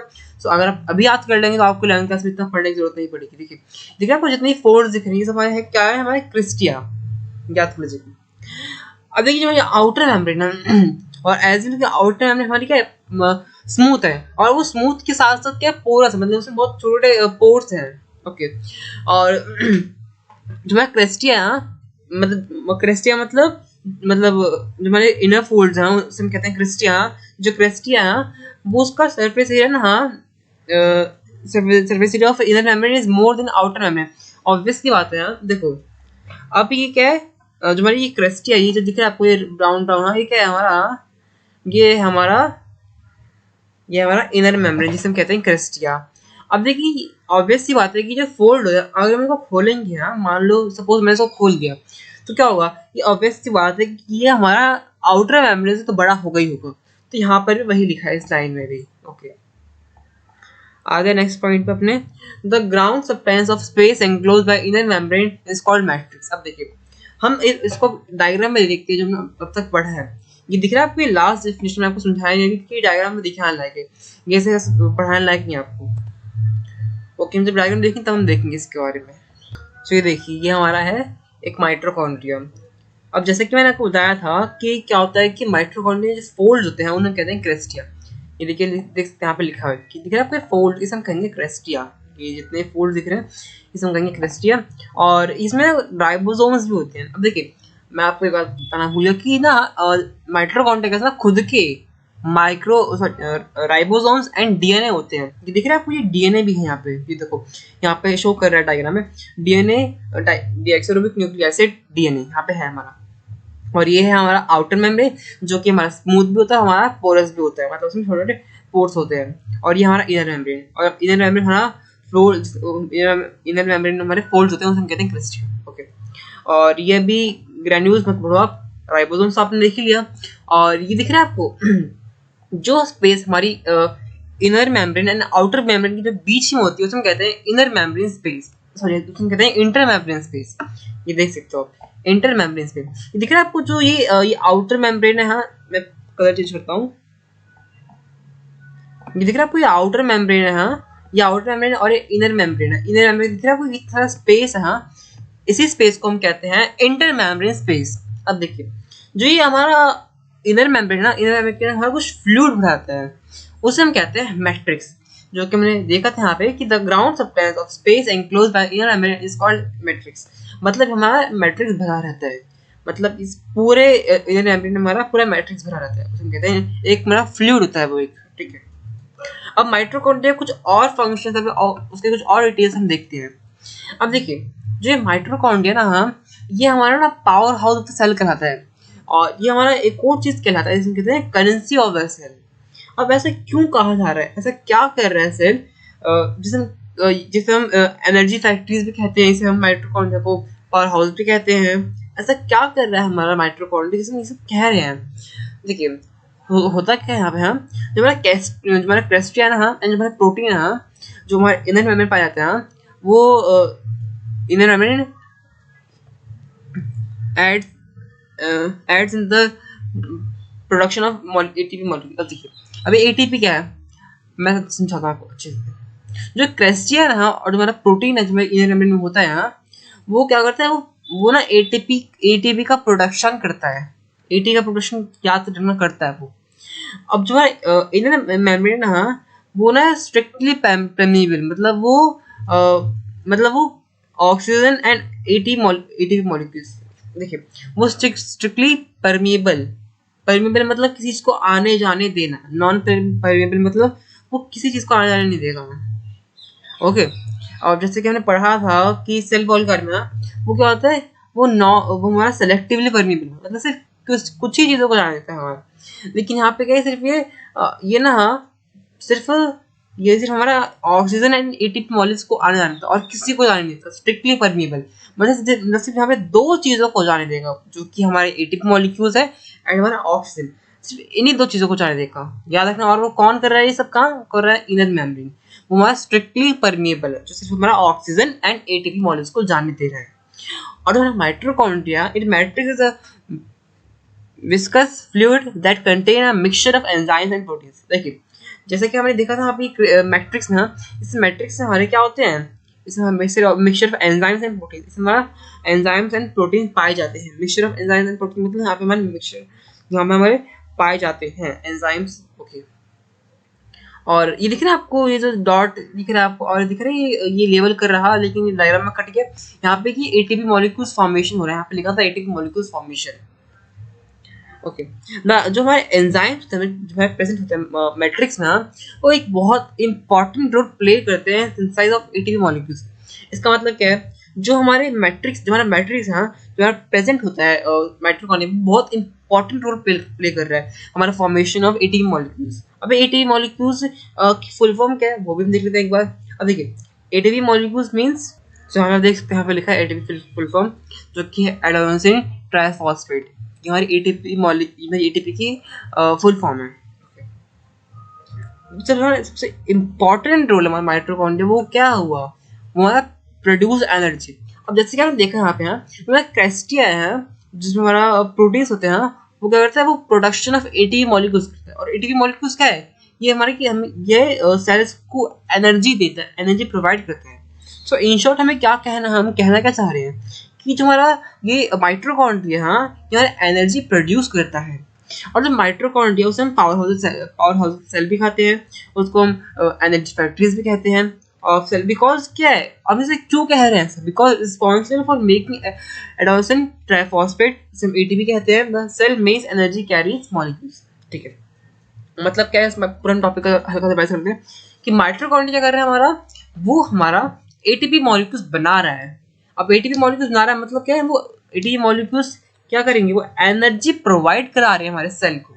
ओके, ये हो गया हमारा माइटोकॉन्ड्रिया का टॉपिक कवर। आगे हम देखते हैं, आगे हमारा आता है प्लास्टिड्स। अभी प्लास्टिड्स क्या है, देखिए खास बात ये ध्यान रखना कि प्लास्टिड्स ना सिर्फ हमारे प्लांट सेल में पाए जाते हैं, और सब जानते हो कि हाँ ये सिर्फ प्लांट सेल में पाए जाते हैं। अब देखिए प्लास्टिड बहुत छोटा टॉपिक है, लेकिन आप बोलोगे मैंने यहाँ पे इतने पॉइंट्स लिख रहे हैं, ये पॉइंट्स मैंने इसलिए लिखे ताकि ये आपके ना 11th क्लास बुक में भी है। मैं चाहता हूँ कि आप इस अभी याद करो ताकि 11th क्लास में आप इतनी मस्ती करना और खरीदना। देखो अब जी प्लास्टिड्स है ना, ये हमारे प्लांट सेल प्रेजेंट होते हैं, और प्लास्टिड्स क्या है ना, खुद के डीएनए और खुद के राइबोसोम्स होते हैं। अब वो कुछ ज्यादा है अभी कि मैंने आपको कुछ ही दिन पहले बताया था कि माइटोकॉन्ड्रिया के पास भी खुद के डीएनए एंड खुद के राइबोसोम्स होते हैं, और राइबोसोम्स क्या करता है, प्रोटीन सिंथेसाइज करता है। इसका मतलब क्या है कि दोनों क्या सेम टू सेम मटेरियल है ना। एंड जिसके पास हमारे डीएनए एंड राइबोसोम्स होंगे, हाँ ये देखिए मतलब ऐसे हमारे पास दो हमारे आगे ऑर्गेनेल्स जिनके पास खुद के डीएनए एंड राइबोसोम्स हैं। अब देखिए एक ना the matrix dynamic gel in the plastids called stroma. अब देखिए आपको ये प्लास्टिड का स्ट्रक्चर दिख रहा होगा, है ना। अब इस स्ट्रक्चर को मैं अच्छे से समझाता हूँ आपको। ये जो लाइन, ये जो आपको दिख रहा है डेफिनेशन, ये इसे किसी काम का नहीं है, मैंने आपको ताकि आपको लिखने का काम है तो लिख लेना, जितना भी काम है इस डायग्राम का काम है हम लोग को, कि डेफिनेशन कोई काम नहीं है सारा। ओके, आप चाहो तो लिखना, मत लिखना। हाँ अपना देखते हैं पिक्चर। देखिए ये दिख रहा है आपको, ये आउटर मेम्ब्रेन, और एज यू अब देखो यहाँ पे दिख रहा है आउटर मेम्ब्रेन और हमें दिख रहा है यहाँ पे इनर मेम्ब्रेन। इसका मतलब क्या है कि प्लास्टिड क्या हमारी डबल लेयर्ड मेम्ब्रेन होती है। पहला होता है आउटर मेम्ब्रेन, फिर होता है इनर मेम्ब्रेन। अब ना हमारे इस प्लास्टिड में ना कुछ एक जेल लाइक जेल मतलब डायनेमिक जेल होता है, उसे हम कहते हैं स्ट्रोमा। ओके स्ट्रोमा, ठीक है, उसे हम कहते हैं स्ट्रोमा। अब ना दिख रहा है कुछ ये डिस्क लाइक स्ट्रक्चर, हाँ ये डिस्क लाइक स्ट्रक्चर, हाँ इस एक डिस्क को हम कहते हैं थैलाकॉइड। इस एक अकेले डिस्क को हम कहते हैं थैलाकॉइड। इसका मतलब क्या है, अगर हम अकेले इस डिस्क की बात करें तो इसमें कहेंगे थैलाकॉइड। देखिए यहाँ पे लिखा हुआ भी है थैलाकॉइड। अब देखिए, अब आते हैं ग्रैनम। देखिए ग्रैना क्या होता है, अब इसको हम डेफिनेशन पढ़ लेते हैं। When this thylakoid arranged in stacks like piles of coins called grana. Okay. देखिए आपको ये बहुत सारे थैलाकॉइड मिलके हमारे एक ग्राना बनाते हैं। अभी ग्राना क्या होता है नहीं, मतलब देखिए एक हमने थैलाकॉइड को एक के ऊपर एक रख दिया सिक्कों की तरह। मान लो आपको सिक्के दिए रखने के लिए, आप क्या करोगे, इसको एक के ऊपर रख दो, एक के ऊपर एक रख दोगे, तो क्या हो गया, वो एक तरह से ग्राना बन गया। ये स्पेशली हम प्लास्टिक के लिए कहेंगे ग्राना। ओके, हम क्या कर रहे हैं यहाँ पे, हमने क्या कर रहे हैं, थैलाकॉइड जब एक के ऊपर रखे जाएंगे, एक अरेंज होंगे, एक स्टैक के फॉर्म में, उसे हम कहेंगे ग्राना। और अगर वो सिंगुलर है तो उसे कहेंगे ग्रैनम। ओके, देखते हैं यहाँ पे ग्रैनम क्या है। ये देख सकते हो हमारा है ग्रैनम। ओके, अब जो ये ग्रैनम है ना, कनेक्टेड होते हैं एक दूसरे से बाय स्ट्रोमा लैमेले। अब देखिए, ये दिख रहा है आपको एक पाइप लाइक स्ट्रक्चर, ये दिख रहा है आपको ये पाइप कनेक्ट हो रही है दूसरे से, उसे हम कहते हैं स्ट्रोमा लैमेले। ये स्ट्रोमा लैमेले। ओके, आपने डेफिनेशन याद भले, लेकिन यहाँ पे डायग्राम जरूर याद रखना, ताकि मान लो आपको डेफिनेशन याद ना आए तो आप डायग्राम ड्रॉ करोगे। हाँ, और आपको डायग्राम याद होगा और साथ में आपको लेवल भी याद होगा, तो डेफिनेशन ऐसे देखोगे ऐसा कोई मशीन ना प्रिंट कर ले कोई चीज। ओके, आगे आते हैं हम प्लास्टिक में और देखते हैं हम जो प्लास्टिक है ना, ये इसमें क्लोरोफिल पिगमेंट होते हैं, प्रेजेंट होते हैं। और मेरे ये दिख रहा है कोई थैलाकॉइड स्ट्रक्चर थैलाकॉइड के ऊपर प्रेजेंट होते हैं। मान लो ये थैलाकॉइड है, ये तो कोई मान लो थैलाकॉइड है, ऐसे शेप का तो नहीं है। इसके ऊपर हमारे क्या होगा, इसके हमारे क्लोरोफिल प्रेजेंट होगा, इसके सरफेस मतलब इसके स्किन पे हमारा क्या प्रेजेंट होगा, क्लोरोफिल। ओके, आगे देखते हैं हम, the membrane of a thylakoid enclose a space called lumen। अब भले ये मत याद रखना क्योंकि लेमन इतना इंपॉर्टेंट है नहीं। जो क्लोरोप्लास्ट है क्या करता है हमारा, डू फोटोसिंथेसिस। अब देखिए ये क्लोरोप्लास्ट कहाँ पर आता है, देखिए ये क्लोरोप्लास्ट मैं आपको स्लाइड दिखाता हूँ, उसमें आपको समझ में आएगा। देखिए, अब देखिए हमारे प्लास्टिक ना 3 टाइप्स होते हैं। पहला होता है क्रोमोप्लास्ट, देन आता है क्लोरोप्लास्ट, देन आता है लीकोप्लास्ट। प्लास्टिक हमारे 3 टाइप्स के होते हैं। ओके, मतलब हमारे एक प्लास्टिड है, ये मान लो एक प्लास्टिड, उस प्लास्टिड से हमारे 3 टाइप, प्लास्टिड में हम लोग उसे 3 डिवाइड कर दे रहे हैं। ये आ गया, तो ये आ गया हमारा क्रोमोप्लास्ट, देन आ गया हमारा इस जगह पे हमारा आ गया हमारा ये क्लोरोप्लास्ट, देन हमारा आ गया ल्यूकोप्लास्ट। अब हमारा ये ल्यूकोप्लास्ट और क्रोमोप्लास्ट और ये क्रोमोप्लास्ट करता क्या है, देखते हैं हम इसे भी।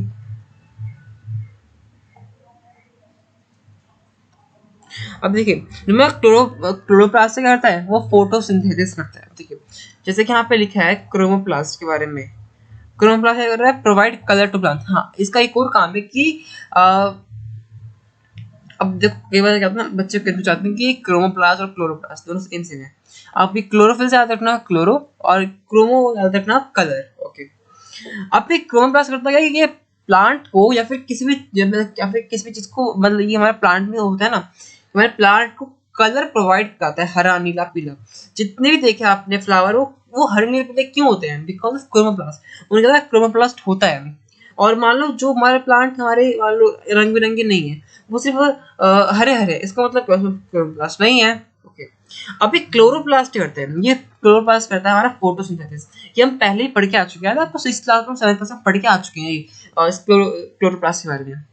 अब एक बेचारा बच्चा ल्यूकोप्लास्ट अभी करता क्या, ये स्टोरेज करता है। अबे क्या स्टोर करेगा, देखते हैं उसे। ये क्लोरोप्लास्ट क्या करेगा, वो इंपोर्ट कलर टू फ्लावर, हमने देख लिया अभी। और ल्यूकोप्लास्ट करेगा जो हमारा फूड स्टोर करेगा। ओके, हमारा फूड स्टोर करेगा, ये हमने देख लिया, inner membrane outer membrane. Okay, हमने प्लास्टिड देख लिया, और ये डायग्राम अच्छे से देख लेते हैं एक बार। ये दिख रहा है आपको, ये हमारे ये 2 मेम्ब्रेन है, जिसमें कितने दोनों को मिलाकर हम कहेंगे डबल मेम्ब्रेन। और ये हमारा ग्राना और हमारा ये स्ट्रोमा, ये दिख रहा है आपको, जिसमें फ्लूइड भरा होता है हमारा प्लास्टिक, उसमें कहते हैं स्ट्रोमा। ये हो गया हमारा स्ट्रोमा। और ये दिखा आपको, ये अगर ये पूरा मिला के अगर कहें ना, तो इसे हम कहेंगे ग्रैनम। स्टैक्स ऑफ थैलाकॉइड को हम कहते हैं ग्रैनम। ओके, अब दिख रहा है आपको ये जो जितने हमारे ये ग्रैनम होते हैं एक दूसरे से कनेक्टेड होते हैं और किस पाइप के थ्रू कनेक्टेड। अगर हम सिंपल भाषा में तो उसका पाइप भी कह सकते हैं। वो किस मतलब किस पाइप के थ्रू कनेक्ट होते हैं उसे हम कहते हैं उसे हम कहते हैं लैमिनेनी, उसे हम कहते हैं कुछ और। देखते हैं हम इसे यहाँ पे एक बार। हम उसे कहते हैं stroma lamellae. Okay, stroma lamellae कहते हैं, याद रखना। उसे लैमेला भी कह सकते हैं अगर मैं कहूँ तो। और ये अगर हम एक की बात करें तो हमारे ये थैलाकॉइड। ये हो गया हमारे यहाँ पे किसका टॉपिक खत्म, ये हो गया हमारा टॉपिक खत्म प्लास्टिड्स का। आगे हम देखते हैं वैक्यूल अपने। अब देखिए वैक्यूल कुछ कहने की तो बात, ये कुछ लिखने की बात है, दिखाने की बात है वैक्यूल। ओके, प्लास्टिड हो गया हमारा। अब हम देखते हैं वैक्यूल। अब देखिए एनिमल्स एंड प्लांट्स में अलग अलग टाइप के वैक्यूल्स होते हैं। ओके, अब देखिए आपको साफ साफ दिख रहे हैं छोटे छोटे वैक्यूल्स। प्लांट एंड एनिमल में क्या है, बिल्कुल छोटे छोटे वैक्यूल है। और अगर हम वही बात करें हम प्लांट सेल की, हाँ, तो देखो इसमें कितना बड़ा सी वैक्यूल है। और जैसे कि पिछले वीडियो में मैंने आपको कहा था, तो मैं आपको बताऊंगा कि हमारा सेल जो हमारा न्यूक्लियस होता है प्लांट सेल, वो साइड में क्यों होता है।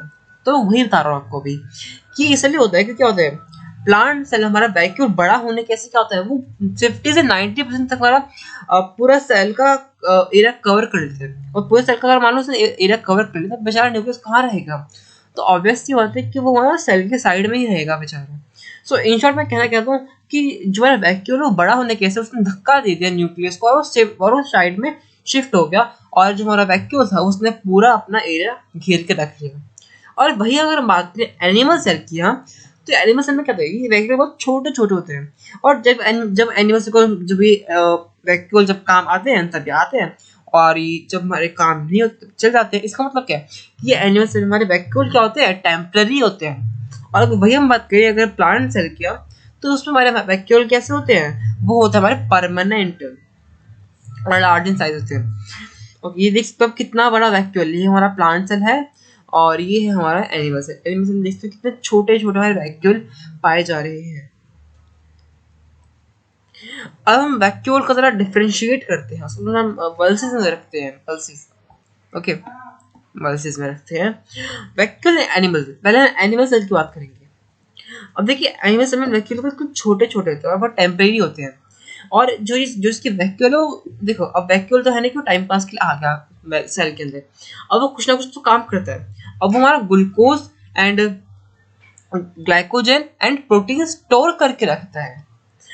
और हम बात करते हैं प्लांट सेल की। प्लांट सेल हमारा बहुत लार्ज होता है, प्लांट सेल का वैक्यूल आई मीन बहुत लार्ज होता है और 50 से लेकर 90% तक वो हमारा सेल का एरिया कवर कर सकता है। ओके, और इसी की वजह से हमारा क्या होता है, सेल जो होता है हमारा साइड में शिफ्ट हो जाता है और ये हमारा परमानेंट होता है।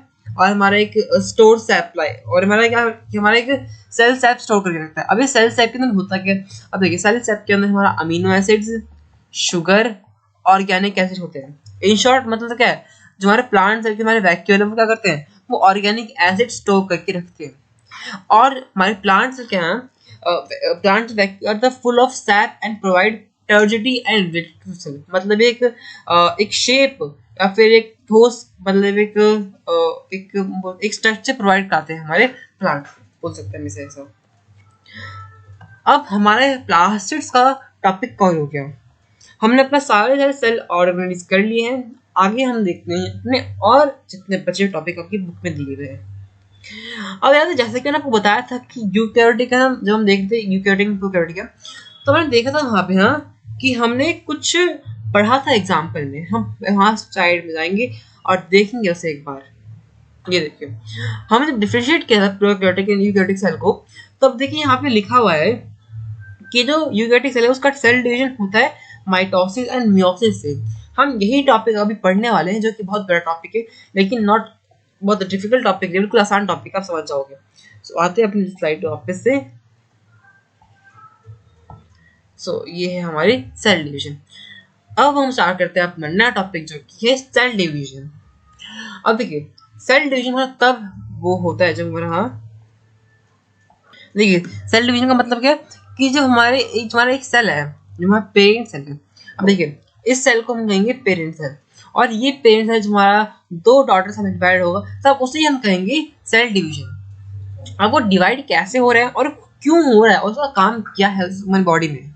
अब देखिए डिवाइड इसलिए क्योंकि देखिए हमारी बॉडी यहाँ इतनी बड़ी है, अब इतनी बड़ी में इतने छोटे क्वांटिटी ऑफ सेल होंगे तो कैसे काम चलेगा, इसलिए हमारे सेल डिवाइड करते हैं ताकि हमारी बॉडी को अच्छे से डेवलपमेंट हो सके, हमारी बॉडी की जैसे ग्रोथ हो सके। अब देखिए आपने किसी को देखा किसी की हाइट बहुत लंबी है, कोई मोटा है, कोई बड़ा है, कोई छोटे भी रहते हैं, मतलब कोई हाइट में छोटे रहते हैं। और ऐसे कि इसका मतलब क्या है कि उनके अंदर हमारे हमारे जो सेल है वो बहुत कम है। जिनकी हाइट हमारी छोटी होती है उसका मतलब उनमें सेल बहुत कम है, और जिनकी बहुत लंबी होती है उसका मतलब क्या उसमें सेल बहुत ज़्यादा है। और वो सेल कोई भी हो सकता है, अच्छा मसल सेल हो, bone cell, anything cell, cell तो सेल का, ठीक है। अब ये हमारा सेल डिवीजन कैसे होता है, बाय स्प्लिटिंग इनटू टू।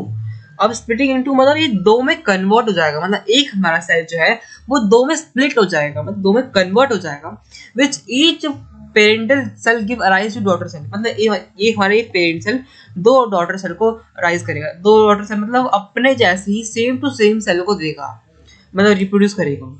अब जो अब if any cell have two chromosomes called diploid cell. मान लो इस सेल के पास हमें दो क्रोमोसोम्स हैं, मान लो दो क्रोमोसोम्स हैं इसके पास एन एक्स है, एक्स और एक्स हमारे पास इसका क्रोमोसोम्स हैं, तो इसे हम कहेंगे डिप्लॉइड सेल। और मान लो हमारे पास एक और सेल है जिसके पास हमारे सिर्फ एक ही क्रोमोसोम्स हैं बेचारा वहाँ, तो उसे हम कहेंगे हैप्लॉइड सेल कहेंगे उसे। ओके, अब हम और देखते हैं सेल डिवीजन के बारे में। ओके, सेल डिवीजन हमारे दो टाइप के होते हैं, पहला होता है हमारा माइटोसिस एंड दूसरा होता है मियोसिस। जैसे कि आपको बता कि हम पढ़ेंगे अभी माइटोसिस एंड मियोसिस, हम देखते हैं माइटोसिस एंड मियोसिस क्या होता है। पूरा डायग्राम देखेंगे तो आपको समझ में आया कि हाँ ये माइटोसिस एंड मियोसिस क्या है। ये आपको डेफिनेशन पढ़ने से नहीं पता चलेगा, क्योंकि ये ना सिर्फ डायग्राम का सब कुछ जितना भी है सब डायग्राम का वर्क है इसमें। क्या देखिए होता क्या है, यहाँ पे हाँ एक सेल है और यहाँ पे कंसीडर नहीं कर रहे हैं, यहाँ पे एक्चुअल में होता है सेल ऐसे है, हमारा एक सेल है, उस सेल के हमारे ये दो क्रोमोसोम्स है। और जैसे कि मैंने पढ़ा था कि दो क्रोमोसोम्स मतलब उसमें हमारे उसमें कहेंगे डिप्लॉइड सेल, और जिसमें हमारा होगा वन क्रोमोसोम उसे कहेंगे हैप्लॉइड सेल। ये हमारा क्या है, डिप्लॉइड सेल है। अब ये देखिए जैसा कि आपको बताया था कि सेल हमारे बहुत स्मार्ट होते हैं। अब देखिए क्या करते हैं सेल ना अपने क्रोमोसोम्स की कॉपी बनाता है, अपने आप को रिप्लिकेट कर लेता है। अब रिप्लिकेट क्यों करता है, क्योंकि उसको डिवाइड होना है अपने आप को दो में। और क्या करता है उसके दो क्रोमोसोम से, तो डिप्लॉइड सेल था वो, और डिप्लॉइड सेल से क्या होता है वो उसमें दो क्रोमोसोम्स और बढ़ जाते हैं, तो उसका मतलब क्या है उसमें चार क्रोमोसोम्स आ जाते हैं। अब जब सेल डिवीजन होगा, ये देखिए जब हमारा सेल डिवीजन होगा तो हमारे दो सेल में कन्वर्ट होगा। अब दोनों सेल के हमारे दो दो क्रोमोसोम्स होंगे, और ये दो दो क्रोमोसोम्स हमारे नेसेसरी है लाइफ एग्जिस्ट करने के लिए, ठीक है। इसका मतलब क्या हो रहा है कि एक सेल था, उसने रेप्लिकेट किया, उसने अपनी दो कॉपीज बना ली, दो कॉपीज बनने के बाद क्या हुआ, वो उसके चार क्रोमोसोम्स आ गए, मतलब उसने एक कॉपी बनाई अपनी, उसके चार क्रोमोसोम्स आ गए। अब वो चार क्रोमोसोम से क्या होगा, वो दो सेल में कन्वर्ट हो जाएगा। मतलब कि देखिए ये सेल था, उसके पास दो क्रोमोसोम्स थे, ओके यहाँ समझ में आया। अब उस सेल ने क्या किया, अपने क्रोमोसोम्स को कॉपी कर लिया, अपने क्रोमोसोम्स उसने अपने क्रोमोसोम्स की और कॉपी बना ली।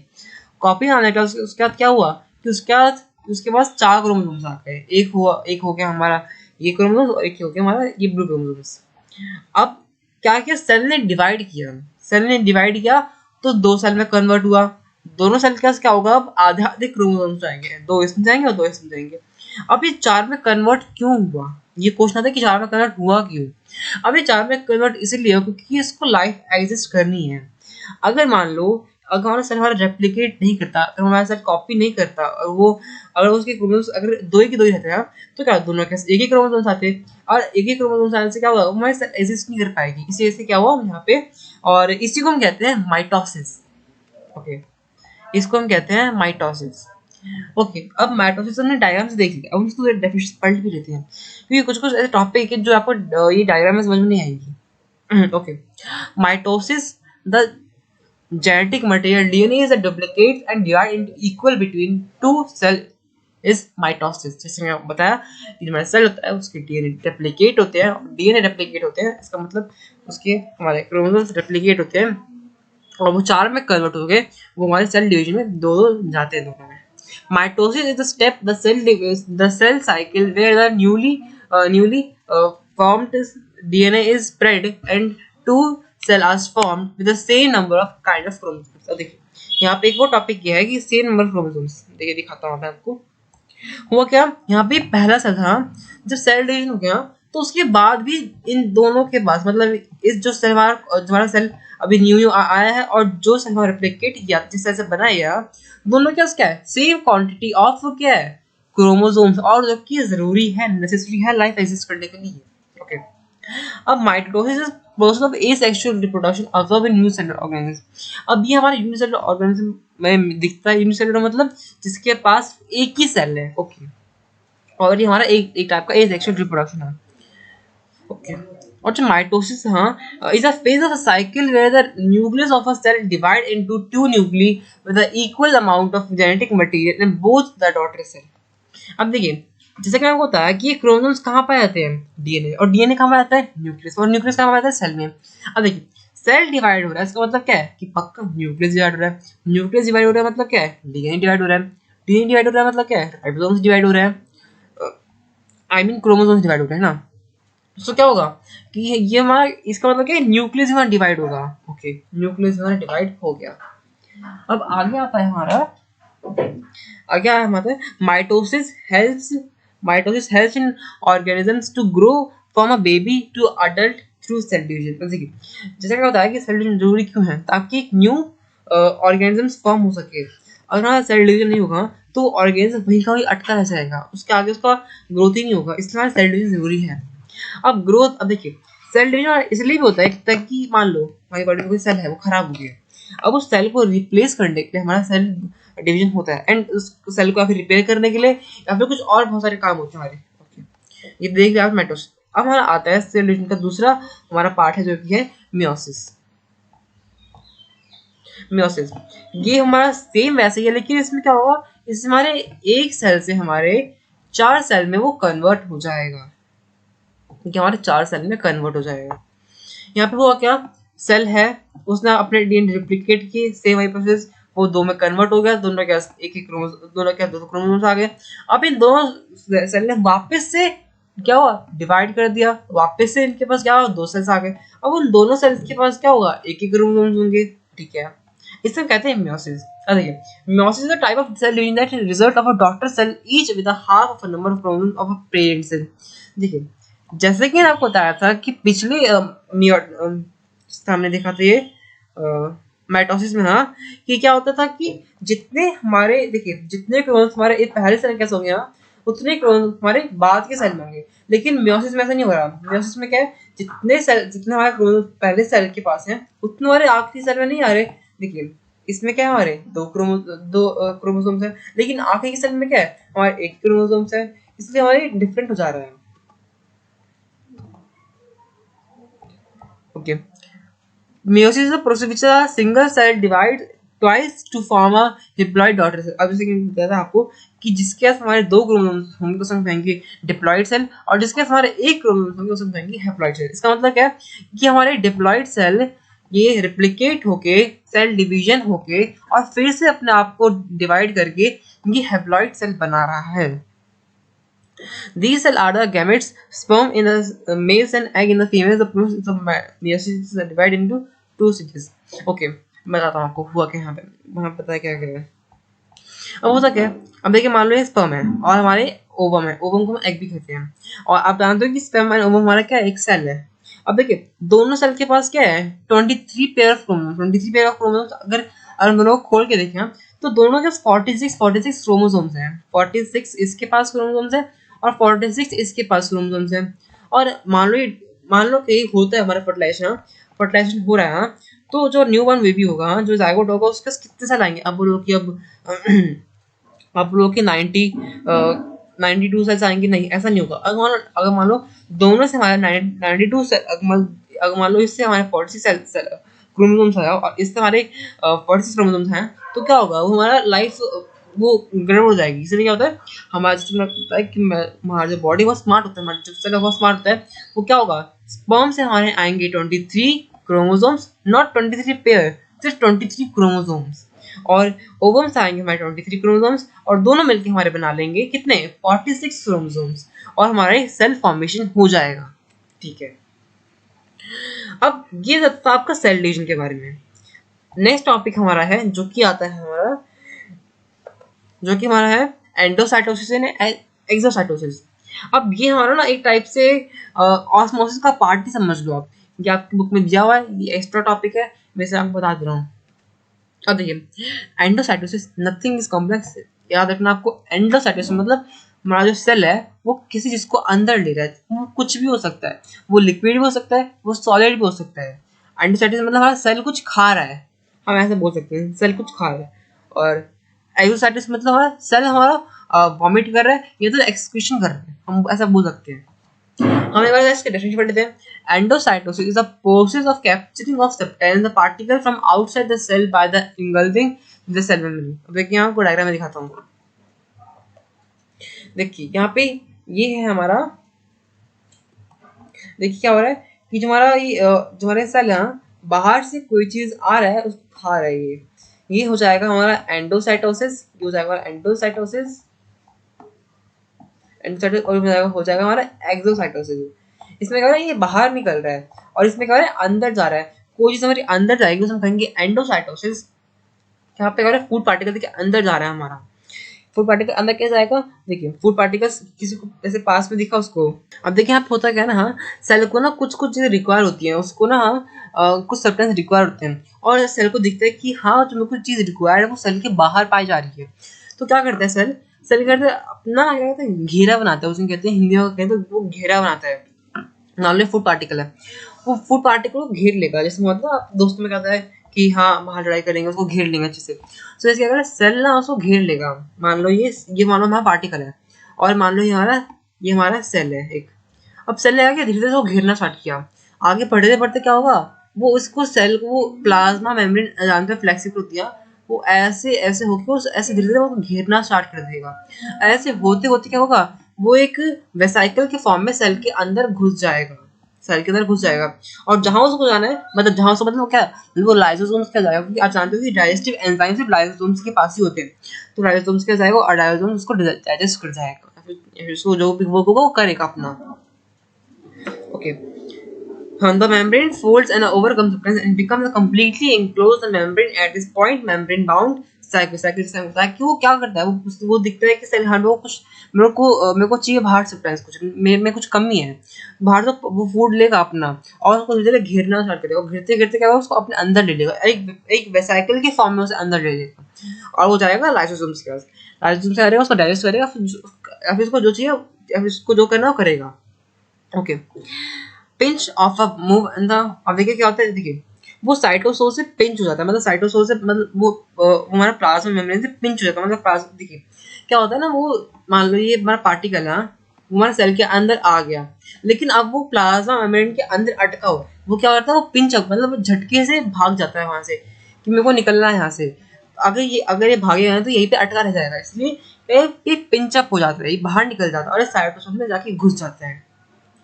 अब देखिए हमारे जो एंडोसाइटोसिस है हमारे दो टाइप्स होते हैं, पहला हमारा होता है फैगोसाइटोसिस और हमारा होता है पिनोसाइटोसिस। फैगोसाइटोसिस क्या होता है, फूड हमारा, देखिए सेल हमारा कोई सॉलिड मटेरियल खा रहा है उसे हम कहेंगे फैगोसाइटोसिस। एंड पिनोसाइटोसिस मतलब हमारा अगर हमारा कोई सेल हमारा कुछ बाहर से कुछ पानी मंगवा रहा है या फिर पानी पी रहा है उसे हम कहेंगे पिनोसाइटोसिस। अब मैं डायग्राम में दिखाता हूँ, ये देखिए पिनोसाइटोसिस एंड ये हमारा है पिनोसाइटोसिस। तो देखिए क्या हुआ, ये आपको सेल को दिखा कि हाँ मेरे को कुछ लिक्विड चाहिए अंदर अपने, मेरे को मतलब सेल में कुछ कमी है लिक्विड की। वो क्या करता है बाहर से लिक्विड मंगवाता है, मतलब उसको दिखता है कि बाहर लिक्विड है, तो सेल मेम्ब्रेन क्या करती है धीरे धीरे वो घेरना स्टार्ट करती है, वो धीरे धीरे सेल मेम्ब्रेन क्या करती है उसके पास जाती है और उसको धीरे धीरे एक सर्कल के फॉर्म में बना के उसको वेसाइकल की फॉर्म में सेल के अंदर ले लेती है। ये देखिए आपको, देखो यहाँ पानी का पार्टिकल दिखा और यहाँ पे पानी का पार्टिकल है, धीरे धीरे क्या हुआ कि ये सेल मेम्ब्रेन ने क्या किया उसको घेरना स्टार्ट किया और घेरते घेरते क्या वो बंद हो गया और वो वेसाइकल के फॉर्म में अंदर आ गया।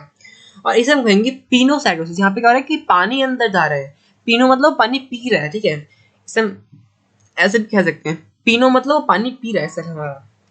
ओके, और फैगोसाइटोसिस मतलब हमारा वो कुछ फूड पार्टिकल कुछ खाना खा रहे हैं उसे हम कहेंगे फैगोसाइटोसिस। अब यहाँ पे क्या होता है वैसे ही होता है यहाँ पे। मान लो एक लार्ज पार्टिकल हमारा है ये फूड का, क्या होगा धीरे धीरे घेर वो सेल में क्या होगा, एक फ्लेक्सिबल होगा, उसको घेरेगा और घेरते घेरते क्या होगा उसको अंदर ले लेगा अपने, और हमारे वैक्यूल की फॉर्म में अंदर आ जाएगा। ओके, ये हो गया हमारा एंडोसाइटोसिस। एंडोसाइटोसिस मतलब कुछ इसको अंदर लेना। मैं आपको कुछ शॉर्ट फॉर्म में समझाता हूँ। एंडोसाइटोसिस मतलब किस चीज को अंदर लेना। अब वो कोई भी चीज हो सकती है, जैसे लिक्विड सॉलिड हो सकता है, वो उससे कुछ कमी महसूस हो रही है अंदर अपने, मतलब उसको कुछ रिक्वायर्ड है मटेरियल सेल के अंदर अपने यहाँ, तो बाहर से मंगवा के अंदर ले लेगा। और उसके दो टाइप से पैदा होता है, फेगोसाइटोसिस एंड दूसरा होता है पीरियोसाइटोसिस। फेगोसाइटोसिस मतलब कुछ सॉलिड मटेरियल इनगल्फ कर रहा है, मतलब सॉलिड मटेरियल को खा रहा है वो। और पीरियोसाइटोसिस मतलब वो ड्रिंक पानी पी रहा है, वो इंगल्फ कर रहा है पानी को। अब आता हमारा एक्सोसाइटोसिस। एक्सोसाइटोसिस मतलब वो वॉमिट, एक्सोसाइटोसिस को हम वॉमिटिंग भी कहते हैं, उसका दूसरा नाम वॉमिटिंग भी है। क्या होता है, मान लो ये देखो, मान लो सेल के पास कुछ ऐसे वेस्ट आ गए मान लो देखो, मान लो क्या ये होता है एक्चुअल में कि मान लो देखो ये दिखाता हूँ आपको डायग्राम में। ये देखो, ये एंडोसाइटोसिस का होता है कि फूड पार्टिकल अंदर जा रहे हैं। मान लो उस फूड पार्टिकल में कुछ खराबी है और सेल ने कहा कि हाँ ये फूड पार्टिकल पसंद नहीं आ रहा, तो इसे बाहर भेज दो, मेरे को उसका टेस्ट अच्छा नहीं लगा। तो एंडोसाइटोसिस के थ्रू ही वो बाहर जाएगा। वो वेसिकल की फॉर्म में आया, वो धीरे धीरे क्या हुआ, वो धीरे धीरे सेल से बाहर निकलना, मतलब देखिए सेल ने आके, देखिए सेल मेम्ब्रेन ने आके अपने आप को धीरे धीरे उसके लिए उसने जगह बनाई, उसको धीरे धीरे जाने का रास्ता दे दिया, वो बाहर निकल गया और वापस सेल मेम्ब्रेन अपने फॉर्म में आ गया। ठीक है, ये हो गया हमारा एक्सोसाइटोसिस। वो क्या कर रहा है, वो बाहर निकाल रहा है चीजों को, या तो वो कुछ भी हो सकता है, मतलब मान लो उसको कुछ, मतलब सेल वो ऑब्वियस सी बात है कि सेल हमारी ऐसी चीज को बाहर निकालेगा जो जो उसको जरूरत नहीं होगा, है ना, तभी उसको बाहर निकाल रहा है वो। Is a process of the membrane of vesicle can fuse the plasma membrane in the extrude its content to surrounding medium. This process is known as a cell vomiting. इसे हम cell vomiting कह सकते हैं। Cell habitats cell exhibit excitosis to remove the undigested। हाँ अब देखिए, वो हमारा अनडाइजेस्टेड रिड्यूस, अनडाइजेस्टेड मतलब फूड भी हो सकता है जो उसे डाइजेस्ट ना हो, जो उसे अच्छा ना लगा हो। Okay, secret substance like hormone. अब देखिए सेल के अंदर, देखिए सेल के अंदर हमारे हार्मोन एंड एंजाइम्स बन रहे हैं। अब ऐसे तो है नहीं कि सेल के अंदर ही अंदर पड़े पड़े रहेंगे, नहीं, अब वो सेल के बाहर भी निकलेंगे। सेल के बाहर क्यों निकलेंगे, ताकि अपने टारगेट साइट पे जा सके, ताकि जहां उनको काम है वो अपने काम कर सके। तो वो हार्मोन और एंजाइम्स भी निकालता है, और वो बोरी के फॉर्म में निकालता है, एक बोरी कह सकते हैं वो बोरी के फॉर्म में, बोरी में उसे भर के बाहर भेज देता है। Transport supplies completely across the cellular barrier, मतलब सेलुलर बैरियर मतलब प्लाज्मा मेम्ब्रेन के डायरेक्ट बाहर भेजता है उसको। ओके, ये आप देख सकते हो एक्सोसाइटोसिस का डायग्राम। ये हमारा मान लो एंजाइम्स है, उसमें एंजाइम्स एक बोरी के, उसने बोरी में भरा, धीरे धीरे क्या हुआ, ये धीरे धीरे प्लाज्मा मेम्ब्रेन से टच हुआ, प्लाज्मा मेम्ब्रेन ने धीरे धीरे इसको जगह दी, अपनी जगह दी निकलने के लिए, और धीरे धीरे क्या हुआ, निकल के ये बोरी यहाँ से फूट गई और इसकी जितनी पार्टिकल्स है बाहर निकल गई, और पार्टिकल्स अपने टारगेट तक चल जाएंगे। और ये बिल्कुल छोटा सा चैप्टर का पूरा हम शॉर्ट फॉर्म बिल्कुल समरी कह सकते हैं। अब देखिए ध्यान सुनना, ये बिल्कुल मैं धीरे धीरे बोलूंगा, ठीक है, ध्यान सुनना। सेल सेल में हमारे दो चीज होती है, पहला होता है हमारा आउटर सेल, फिर होता है हमारा इनर सेल। अब देखिए आउटर सेल हमारा क्या होता है, आउटर सेल होता है हमारा, आता है सेल वॉल एंड आता है सेल मेम्ब्रेन। हम देखते हैं सेल इनर सेल का, इनर सेल मतलब ऑर्गेनीज। ऑर्गेनीज हमारा आता है cytoplasm, endoplasm, reticulum. Endoplasm reticulum में क्या आता है, आरईआर एंड एसईआर। एसईआर मतलब रफ एंडोप्लाज्म रेटिकुलम, और एसईआर मतलब स्मूथ एंडोप्लाज्म रेटिकुलम। आरईआर मतलब rough endoplasm reticulum. Golgi pattern हमने देख लिया। वैक्यूल आता है, उसमें लाइसोसोम्स आता है, माइटोकॉन्ड्रिया आता है, प्लास्टिड्स आता है, न्यूक्लियस आता है। ये सब हमने देख चुके हैं, और आखिरकार हमारा चैप्टर डी एंड हो गया। एंड फाइनली हमारा चैप्टर डी एंड हो गया।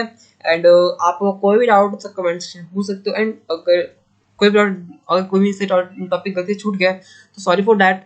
मैं वैसे भी ध्यान देता हूँ कि मैं पूरा ये टॉपिक कोई भी एक टॉपिक ना छोड़ूँ। ये प्रेजेंटेशन आपको डिस्क्रिप्शन में दे दूंगा, और ये पूरी पीपीटी एक नोट्स की तरह आप चाहो तो लिख सकते हो। और जो भी आपको डाउट है प्लीज़ कमेंट में बोल सकते हो, और आप मेरे चैनल जा सकते हो और देख सकते हो कि मैं चैनल पे क्या क्या पढ़ाता हूँ, और वीडियोस देख सकते हो। अब जो आपको काम को देखना चाहता हूँ, तो मान लो आप 9th क्लास में, तो आप 8th क्लास वीडियो देखोगे तो है नहीं, तो आप 9th क्लास की वीडियो देखना। मैंने सब प्लेलिस्ट को एक फॉर्म में दे रखा है, और आप ये देख सकते हो कि और देख सकते हो कि आप ये देख सकते हो कि जो फंडामेंटल यूनिट ऑफ लाइफ, मैं उसका पार्ट 1 एंड पार्ट 2 एक प्लेलिस्ट के फॉर्म में दे रखा है, आप जाकर प्लेलिस्ट को विजिट कर सकते हो। एंड ये दिख रहा है आपको, ये मैंने वीडियो को पार्ट्स में डिवाइड कर दिया ताकि आपको तकलीफ ना हो। ये देखिए इंट्रो है हमारा, इंट्रोडक्शन ऑफ वीडियो है, ये हमारा व्हाट इज सेल है, पूरा चैप्टर ये व्हाट इज सेल है हमारा।